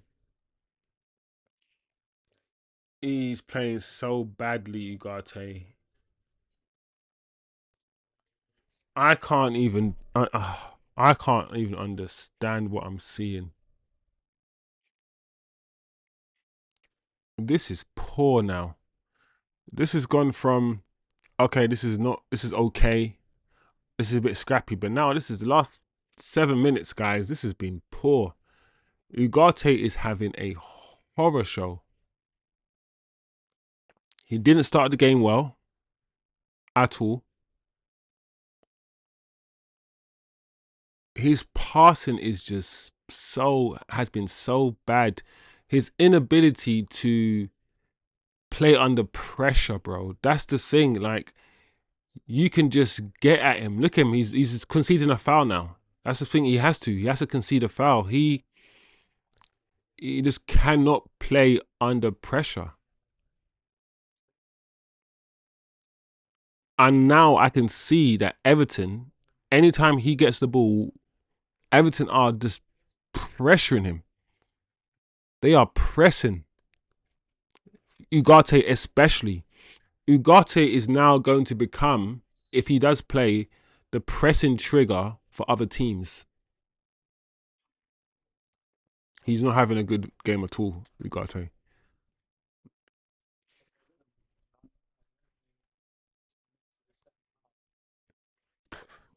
Eddie Black says we need a midfielder way more than a striker.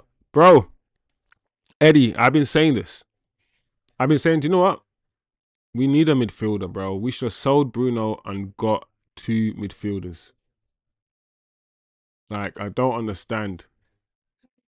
So during the half time, when Ugarte has the ball, you can see the defense is walking towards the box, but we need to sprint. When Ugarte loses the ball, we need to be at least to the edge of the box. These small details we have to improve.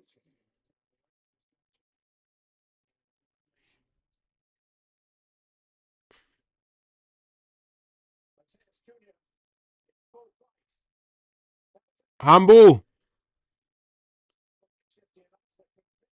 Ah. I mean, that's the only way we're gonna score in this game, bro. Because we are nowhere. Like since we've returned from flipping second half, I don't think we've been anywhere near Everton's box. It's been a shambles of a second half so far. Football, things can change. Like I said, context is key. But so far, first 10 minutes, people, not good. It's not good, bruv. It's not looking good, bruv.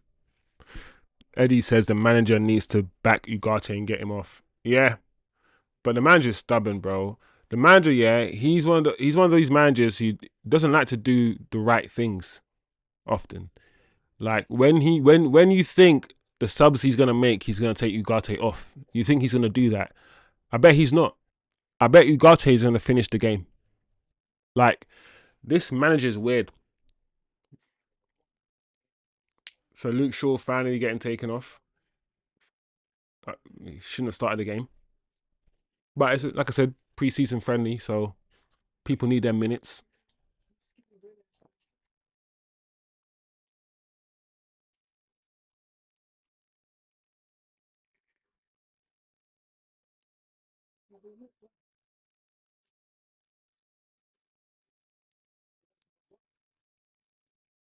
Lenny Euro.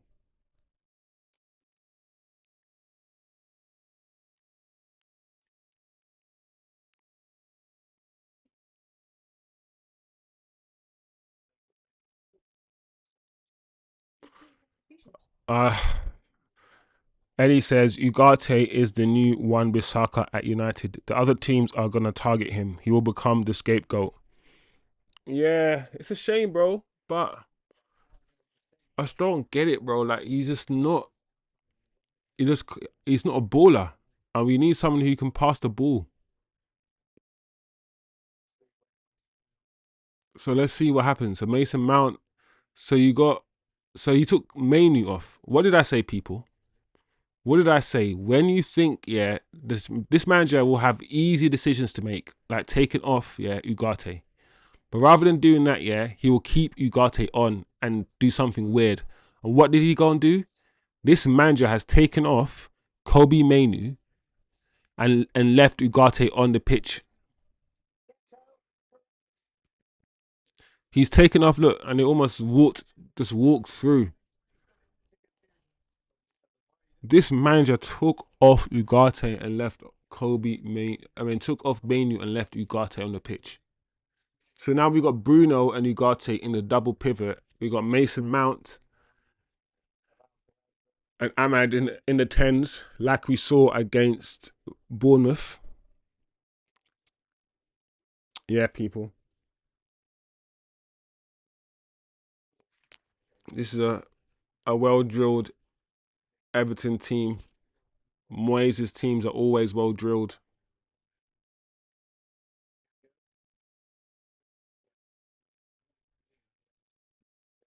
Come on, Dorgu.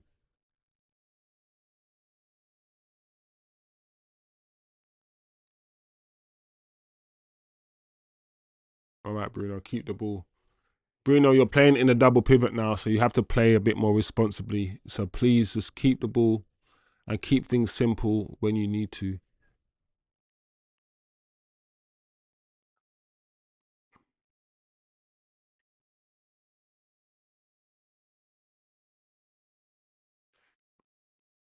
No, that's not the ball at all. That's what I'm saying, Bruno. You didn't need to make that pass. This is what I'm saying. People say Bruno needs to take risks, but there's risks and there's footballing IQ, and I think Bruno lacks the footballing IQ that's needed to tell him no. that pass is not on, bro. That's not like, even if you were Pirlo, you couldn't make that pass, bro. You can't make that pass. It's not. But Bruno just brain spasms. He brain spasms, and he goes for the he goes for a pass that was never on, never. And people be like, well, he has to take risks. I'm like, no, you just lost the ball for no reason. Having like a footballing brain and having good footballing IQ, for me, it's not just when to make a pass and assessing that, this pass is on and you can do it. It's also in a split second assessing that this pass isn't on and you shouldn't attempt this pass. It's better to keep the ball and find your teammate. Do a little 10-yard short pass rather than do the crazy 30-yard pass that was never on. I think sometimes Bruno lacks the ability to just decide that a pass isn't on. And that's why he loses the ball a lot, Bruno. He loses the ball a lot, which is one of my main issues with Bruno. You can be a number 10 and keep the ball. I mean, one matter, David Silva, loads of 10s, number 10 sort of players, Neymar, you can argue. I mean, Neymar's on a different level, but the myth that you have to lose the ball a lot to create chances, that only exists with Bruno. You will have loads of creative players who don't need to give the ball away a lot to create chances. That doesn't make no sense.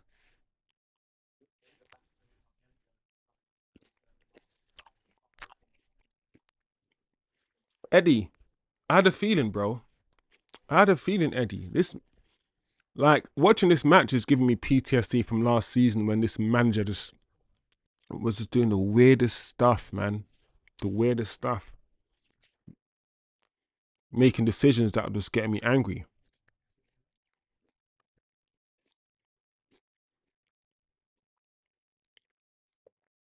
Keeping Dallo on the pitch always.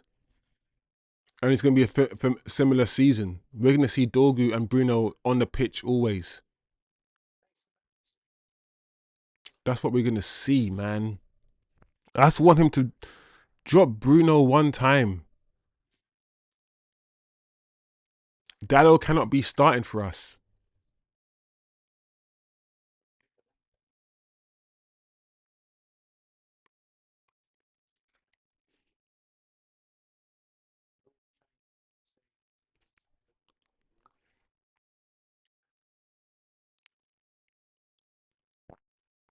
Well done, Ahmad. Ahmad's so good, man. I wish we had 11 Ahmads. Oh, Ugarte, man. Oh, Ugarte.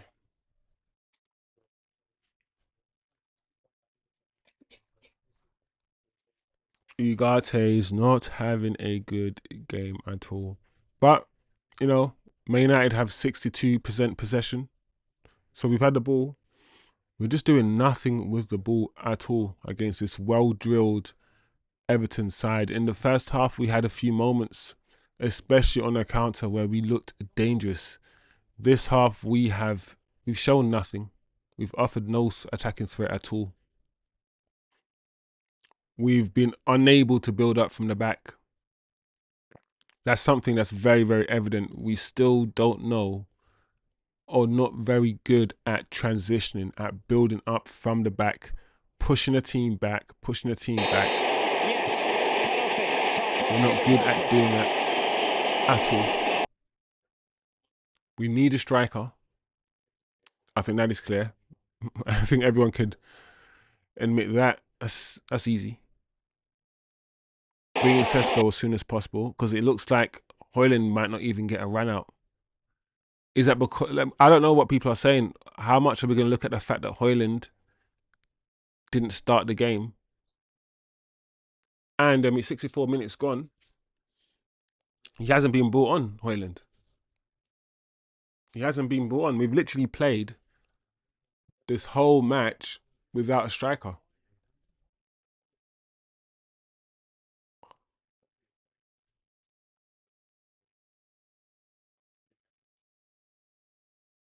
Cunha's tried his best, but Cunha's not a striker. I think we can see this. We can see that now.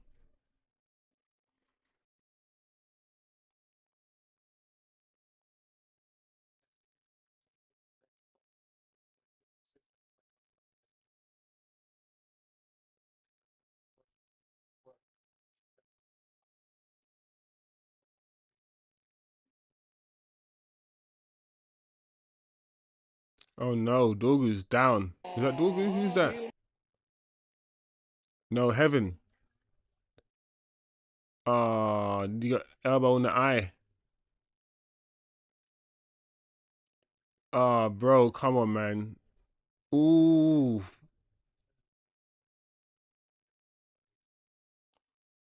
That's a box. That's a forearm in the face, bro. Good Barry, man.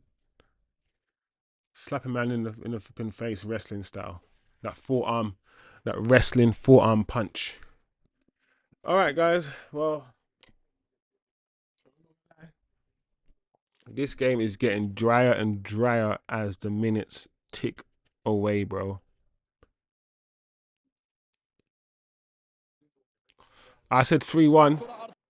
Looks like I'm going to be wrong.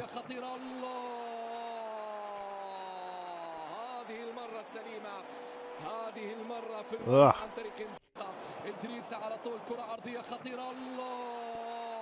These plums are poison, man. Mm-mm. Ah. These little mini red plums, green ones, the ones that are not proper ripe. Proper sour, man. I'm merking up my mouth. It's not cool. The manager's just looking down, pinching his brow, contemplating life. He's thinking, what the hell? These are the teams, yeah, we need to be beaten. If we want to be a because top 6 should be the aim. The aim, yeah, should be now to qualify for Europe. We have to be qualified for Europe. So we've only got one more game after this, yeah, left to get ready for the season. One last game, and that's Fiorentina, right? So we need to be seeing something close to ready. And in terms of, we were making clear progression. We've spoken about game by game during the preseason. We can see that we're getting better. This game, we've hit a stumbling block. We haven't performed better than the last game. And we need to analyze why. What's gone wrong with this game?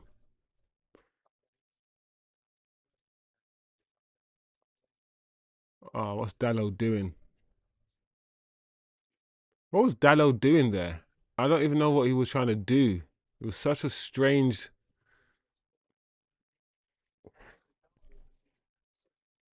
One thing that I know I'm going to include in my analysis, my tactical view tomorrow is... Oh! The lack of intensity. We're not as aggressive and intense in this game. We're not pressing as well. I don't know why, but we're just not. Well, good goal, Mason Mount. Mason Mount, what a goal. We've seen him do that before. He scored a goal. He scored a goal like that, similar to that in the Europa League as well. That turn, then that curl into the far post. I think he likes shooting from that position. I think this inside, curled it round the goalkeeper, that's Mason Mount's position. He likes that inside channel. Really good goal, actually. Wrapped his right foot around it. Nicely right around O'Brien. Yeah, great goal. Great goal. I don't know. I don't even know if we deserve that, guys, but it doesn't matter. Pre-season's really about performance. And I did say that this season, the manager might still be doing some very stupid things that he did last season. And it might be individual brilliance FC. It might be goals like that. A player like Cunha or Mason Mount in this instance just getting the ball from the edge of the box and taking a shot into the far post, into the far corner, should I say. It might be a lot of individual brilliant FC this season. It might be. So Højlund looks like he's coming on. So Højlund is coming on, guys. But Man United 2, Everton 1. Like I said, good goal from Mount. It came from nowhere, really. We haven't played that well in the second half. I mean, we haven't played that well in this game, period.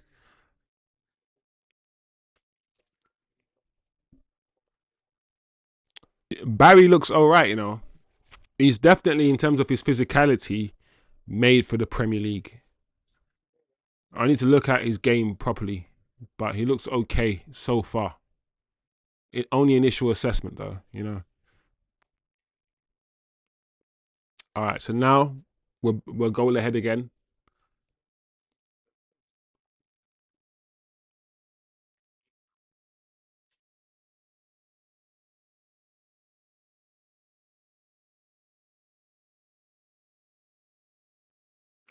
Oh, nice.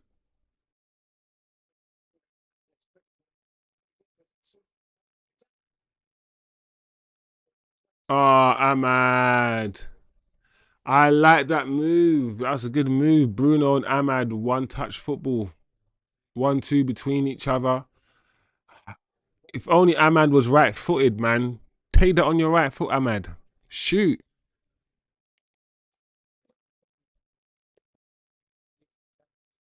Cunha's coming off. Ugarte is coming off. It was a hard game for Cunha. Cunha started off in the left 10. He played kind of almost a split striker role with MBEUMO.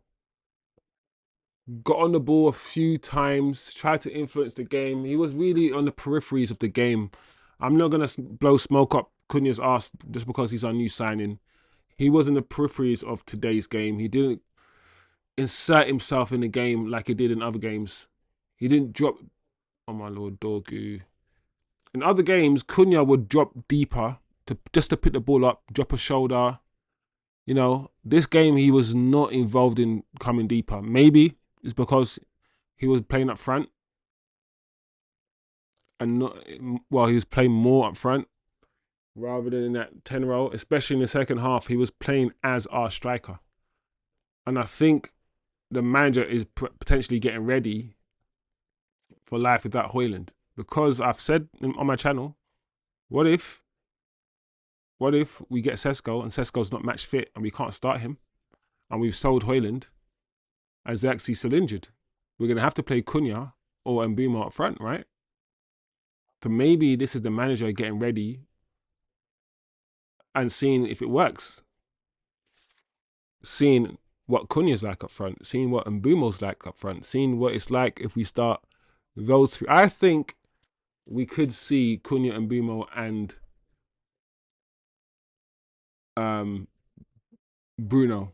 Cunha, MBEUMO and Bruno front three against Arsenal. If the transfer window and the rest of the summer goes the way we want it to go and we do get Sesko and we do sell Højlund, for instance, Sesko might not be ready to start the season because the season's going to start in, 2 weeks?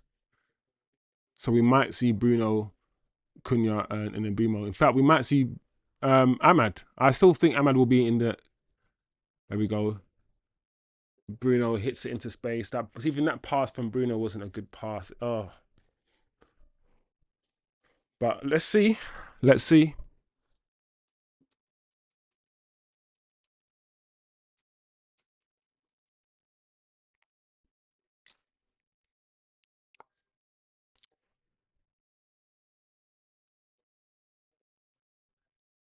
LAFC. Who's LAFC?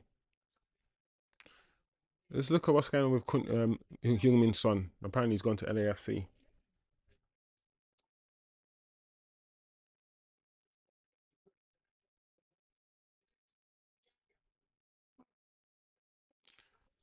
I can't believe this crap.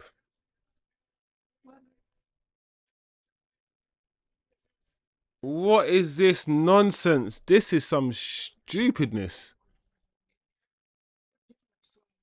I don't even know what just happened. I can't believe it. the what's funny about Bruno Fernandes being captain, yeah, is that he's allowed to do anything he wants, bro. Like, this guy got sent off, yeah, 3 times in like the space of a month for Manchester United, and nobody said nothing. Can you imagine any other captain? Can you imagine anyone else like Maguire getting sent off 3 times in like a month or 2? Can you imagine that Pogba getting sent off 3 times, yeah, in the space of 2 months? I remember that. I remember Bruno getting sent off 3 times in the space of like literally 3 months. And nobody online was outraged. And I was thinking, how is this possible, bro? How have we just accepted this? Like, why? I'm not gonna lie, what Bruno was trying to do was naughty, bro. He tried to take him down, innit? Oh man, I'm mad. I'm mad with the own goal. Yeah, he is really got his son to LAFC. Who's that? Who's that? LA. Who's that? LA. As in Los Angeles. Oh, wait, I forgot. That's such a of all the goals to concede, man, it's such a stupid goal to concede all over. From the Bruno moment to the Ahmad trying to clear the ball. That was ridiculous, people. I ain't gonna lie.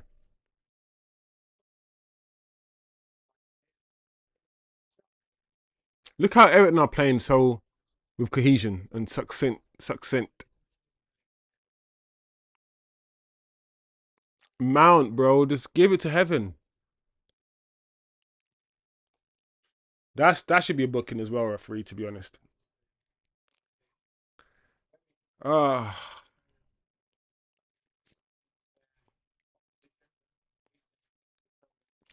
Is this a reality check, people? A well-organized team. Because like I said, West Ham might go down. West Ham's midfield has got... West Ham probably got the worst midfield in the league.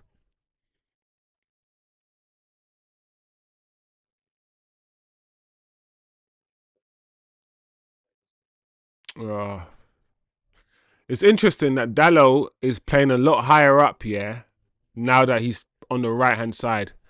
I wish, yeah, he was... What he's doing and making those runs, yeah, on the right-hand side, I wish he was doing that on the left. I don't understand why, now that he's playing on the right as a right wing back, he's playing high up now. I'm like, bro, why weren't you doing that before? Bruno, man. Bruno's passing is so overrated, bro. Like, that's not a difficult pass to make. Dorgu was running, yeah? And all he had to do was just lift the ball and add a bit of finesse onto the pass and just lift the ball over. Eddie says, do you think the players are tired? Maybe, because it's, what is this? 2 games in like 3 days. Wednesday and Sunday. And some of these players started the Wednesday game. But, Eddie, at the same time, that's normal.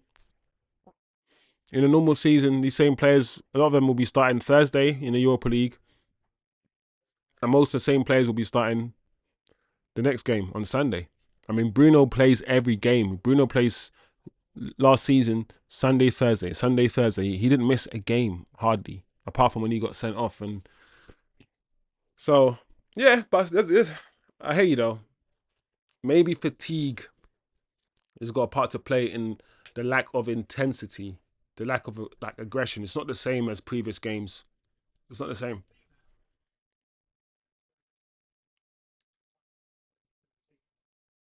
But the midfield is a problem. We need a ball player. None of these guys are ball players. Bruno is not a double pivot. I mean, I think many of you guys will know my stance on Bruno. I don't think Bruno is a double pivot player. He's not a deep line player or box-to-box player. And he's not a 10. Technically speaking, he's probably more of an 8. He's an 8. Bruno's an 8. But Bruno's an 8 in a 3. Most players now look better in a 3. Because in order to play in the midfield too, in my opinion, you need to cover so many attributes. Because you don't have, when you play the midfield three, you've got two other players, right, playing alongside you that can make up for your lack of decision making, your lack of passing quality, your lack of forward thinking, your lack of defensive, whatever you've missed, yeah, you've got two other players in that same area of the pitch, yeah, that can make up for your deficiencies. I think when you play in the midfield too, yeah, you got to be you got to be good at so many things. Like, you got to be like a Vieira or Pogba. You got to be somebody who can tackle, who's quick, who can win the ball back, who's aggressive, and who can pass the ball. A Pogba, a Vieira, a Roy Keane, because Roy Keane could do everything. Roy Keane could pass the ball. Roy Keane could tackle. He's aggressive. Roy Keane is all. You need to play in the midfield too. In my opinion, in this system, you need a Baleba. You need someone who can pass the ball, sound, aggressive, sound, quick, sound, press resistant. You don't even have to be the best or the most press resistant player, but you need to have a bit of press resistance about you. Just sound, just tick. Be a 6, be a 7 in all of these categories. Bruno, he's a 7 in some of them, but not a 7 in others. Casemiro, he's a 7 in some of these categories, doesn't have the legs. He's like a 3 in others.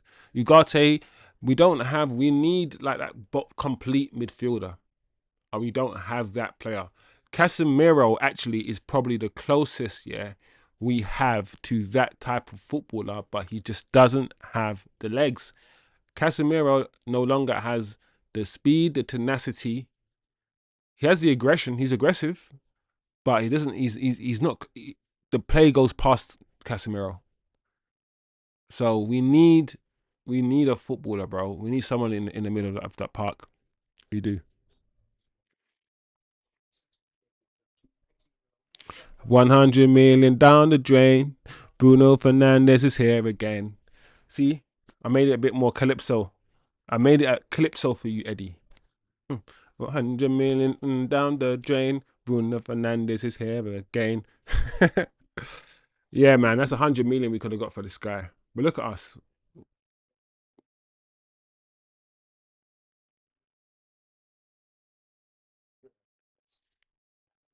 Bruno. What did I say about Bruno's passing?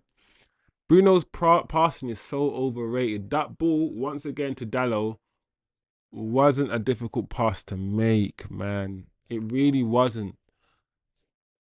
I'm thinking about people who love Bruno. They will see all this and they won't care, because the minute he scores a goal now, and he probably will score a goal or get an assist in the next 7 minutes, he will score a goal or get an assist in the next 7 minutes, and it will overplay. They'll overlook all of the other stuff he's done, and they'll be like, "See, it was all worth it. It was all worth it because he got it." Listen, I wish people who like Bruno thought about the team a bit more rather than just about Bruno getting his stat at the end of the game. Because I don't care if Bruno gets his goal or assist at the end of the game. Yes, we might win, but what about all the times, yeah, he's lost the ball, put us under pressure, where he's had opportunities to just give an easy through ball, a nicely weighted through ball, and he's not been able to do it. Ugarte has been atrocious today. I can't believe, yeah, the first round of changes, the manager just kept Ugarte on. At the end of the day, I got to keep reminding myself these are friendlies. So if this is a Premier League game and Ugarte was having this kind of a match and the manager never took him off, my head would explode. But I got to keep saying, listen, this is a friendly. We need to see things. The manager needs to see things. So, but Ugarte, his passing today, he's been so terrible on the ball. Look at Everton. Everton are so confident.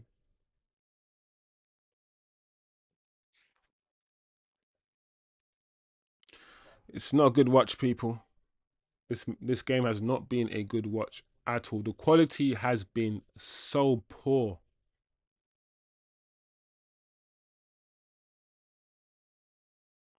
Look at Ahmad. Oh my gosh.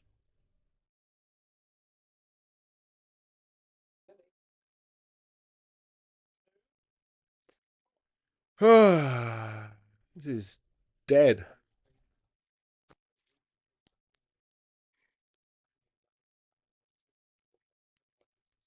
So dead, guys. And we got 6 minutes, 5 minutes to go.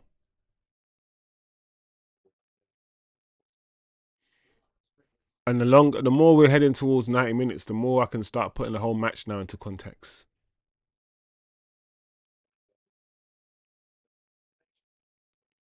What is the manager going to take from this game? What are you guys?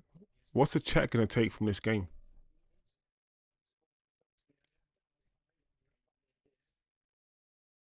How are we going to compartmentalize what we've seen today, guys?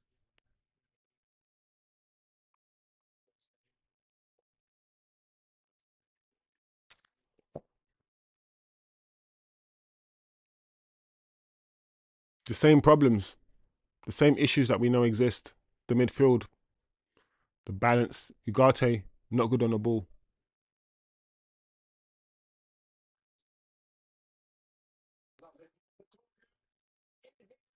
Oh, unlucky Dorgu. That ball from Mason Mount. That weight. When people, that's why when people say Bruno's that pass from Mason Mount, yeah, and the weight of pass through.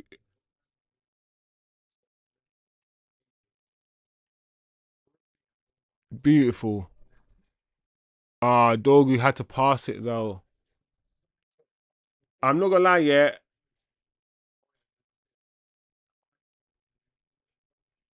Yeah, I get it. Hoyland wanted the. This is probably where people are like, listen, Dorgu had to roll it, but do you know what? At the same time, yeah, that defender was in a decent position. That defender in the middle was in a decent position. The pass across here might not have got to Rasmus Hoyland because of the position of the defender in the middle of the penalty box. But I get why Rasmus Hoyland is a bit frustrated, but he needs to stop getting so animated and always, because he does this a lot. He kicks the woodwork, he screams. I don't know, man. I feel like he needs to show his frustration. I don't mind players showing the frustration, but I feel like sometimes he goes over the top. Delit's coming off for Fredrickson. I'm not gonna lie, guys. I like Delit.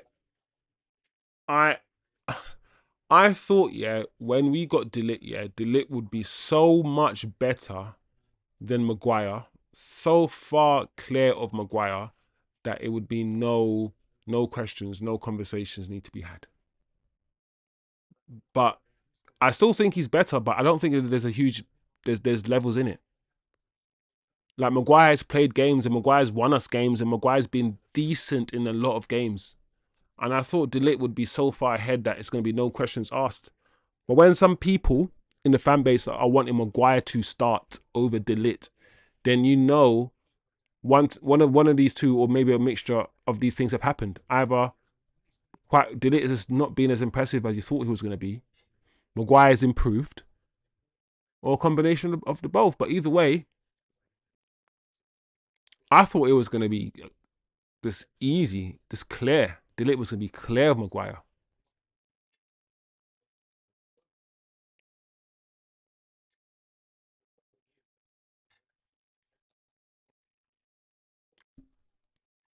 Yeah, man. Hoyland went like someone flipping took his last bit of sniff.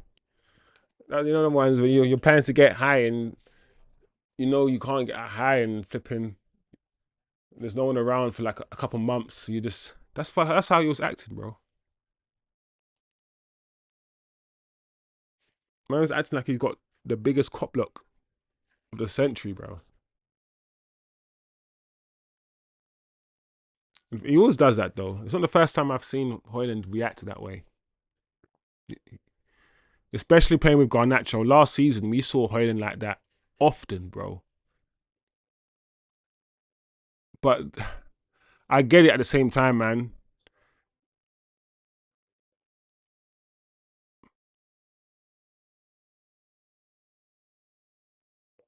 Yeah, guys, this is not a good match at all, bro. This match has been... But at least we scored goals, eh? We scored goals. One of our main issues last season is the fact that we don't score goals. And we've scored goals in all of these matches. Right, let's look at some positives at least, because there's a lot of negatives to take from this game.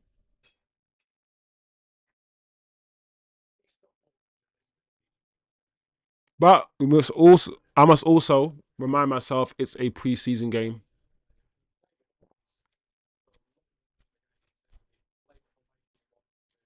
It's a preseason game.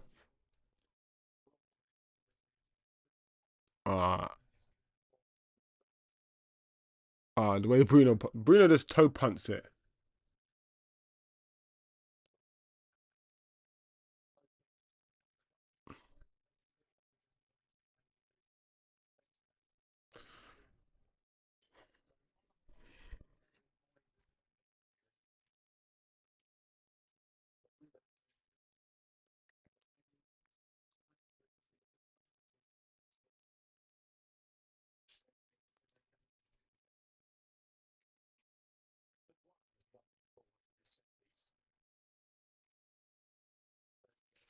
Yeah.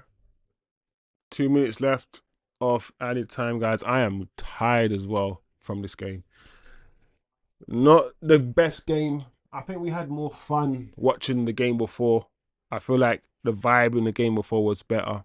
The energy for the game before was also better. What time was the game before? Was that 2:30 in the afternoon? The last one. We stayed up late till 5 a.m. to watch it. And Oh, stayed up I thought that was a game before that one. No, that was last year. Mm. The Eagles. Because we were day one.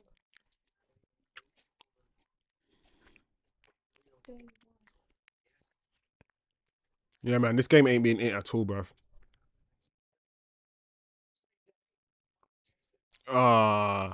This game ain't been it at all, people.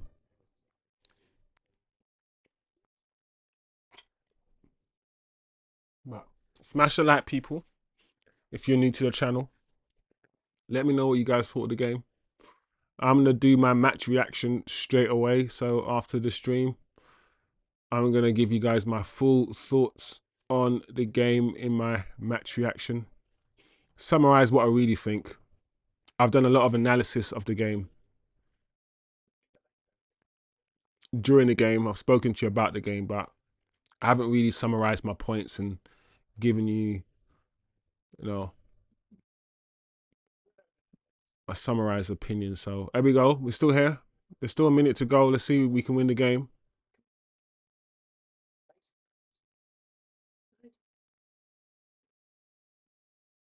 Nice. All right, decent. The thing is, Bruno gave up there. Dorky didn't. Bruno looked annoying. This is better. This is better. Why weren't we playing like this? See, Man United, we deceived, bro. Last little 45 seconds, yeah, we started putting pressure on Everton and we looked like we could play some football. But like I said, you choose.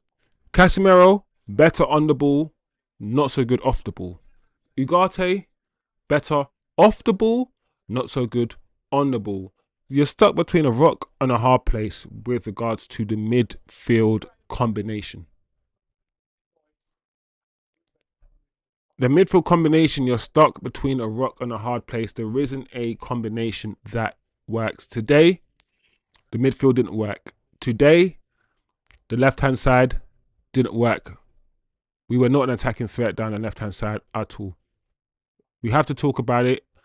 I will discuss it in my match reaction, but my initial thoughts, MBEUMO, decent first game, but it's hard to analyse MBEUMO's performance because he's nowhere near the other players. But he had some decent touches. We can see that with time, he's going to be a threat.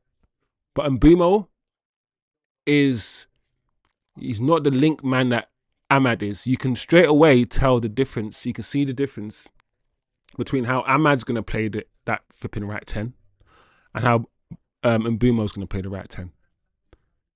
Amad's going to have more touches on the ball. He's going to come into the field. He's going to drop a shoulder. He's going to be a bit more silky. MBEUMO, very, very much more direct. Much more direct than Amad. More to the point. He's not going to waste touches. He's going to get the ball, get it out of his feet, pass it, and move. So the different types of 10s, they're going to play the role differently. We started with Cunha and MBEUMO kind of interchanging. What we saw was almost like a split striker situation with Bruno kind of playing left wing, Amad playing right wing. We almost played 4-4-2 sometimes.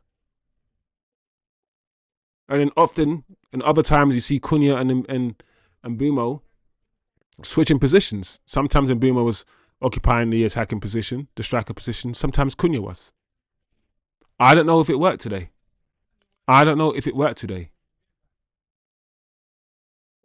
One thing that I tactically and that I saw that we in this match one thing tactically that we didn't do in this match, our 10s didn't drop into the half spaces to pick the ball up.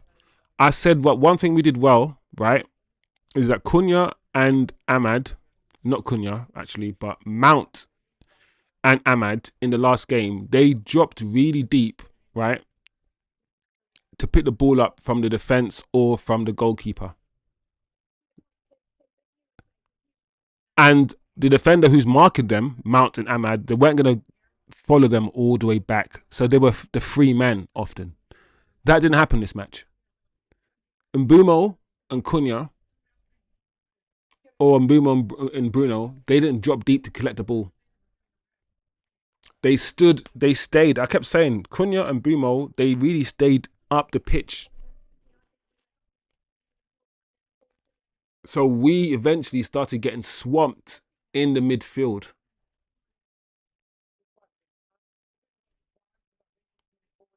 We couldn't really play through the middle the same way we did against Bournemouth, which is one thing I did praise us for doing, playing down the middle as well as playing in the wide areas.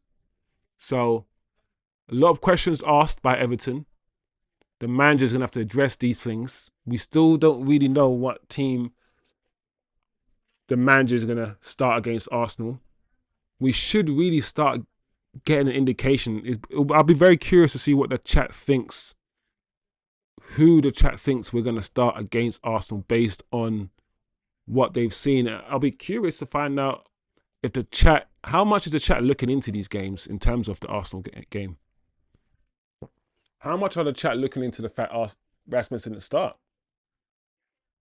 What are you taking from this game, chat? Compared to West Ham game, this wasn't great. I agree with Jerry. If they hadn't dragged out MBEUMO transfer, he would have been up to speed by now. That's the thing, Jerry. The commercial arm of the firm against the footballing arm. Footballers, the footballing side, we want the player in as quickly as possible. We want him to integrate with the team and start learning the manager's way. Unfortunately, that hasn't happened, and now this is his first game. These players have played 3 or 4 games now. He's played one half of football, and that's it. He's not up to speed. You can tell his first touch isn't always there. You can tell his aggression. You can tell he's tired. He was huffing and puffing as well. He has to start the next game if we want him to be ready for Arsenal. If we want MBEUMO to start against Arsenal, we also have to start him the next game against Fiorentina. We have to let him play at least 70 minutes. Otherwise, he's not going to be ready. He's not going to be fit. So, guys, not the best game, but apparently it means we've won this series, right? We've won a trophy. So, people, I will analyze the game in my match reaction, but at least we can end the stream by being happy. We won a trophy. And we'll be shameless because this might be the one trophy, the last trophy we win for a very long time, guys. We hope not. We really, really hope not. But We will take this trophy. We'll take this £7 million that we will now win as well. So we'll take that back to the bank, add that to the Sesko fee or Sesko money. You know, Ugarte had a bad game today, lads. He was not good today. Listen, we can get excited over preseason games all we like, beating Bournemouth 4-0, whatever, but a player's a player. Ugarte is still Ugarte. You know, when he's swamped, because also the midfield was swamped today as well with Bournemouth's 3-man midfield. But when Ugarte is under pressure, lads, he's not the most press resistant. He's not press resistant. He's not the best ball progressor. He's not forward thinking when with his passes. He's not expansive. He will just do the 5-yard pass, and it worked last time. Ugarte and Kobe Mainoo, it worked last time because they were close together. Because Cunha and Ahmad, you know, dropped deep into the channels to help the midfield too, to give them options. In this match,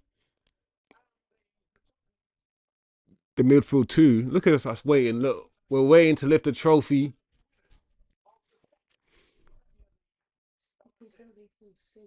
Look at these players feel silly for winning this trophy.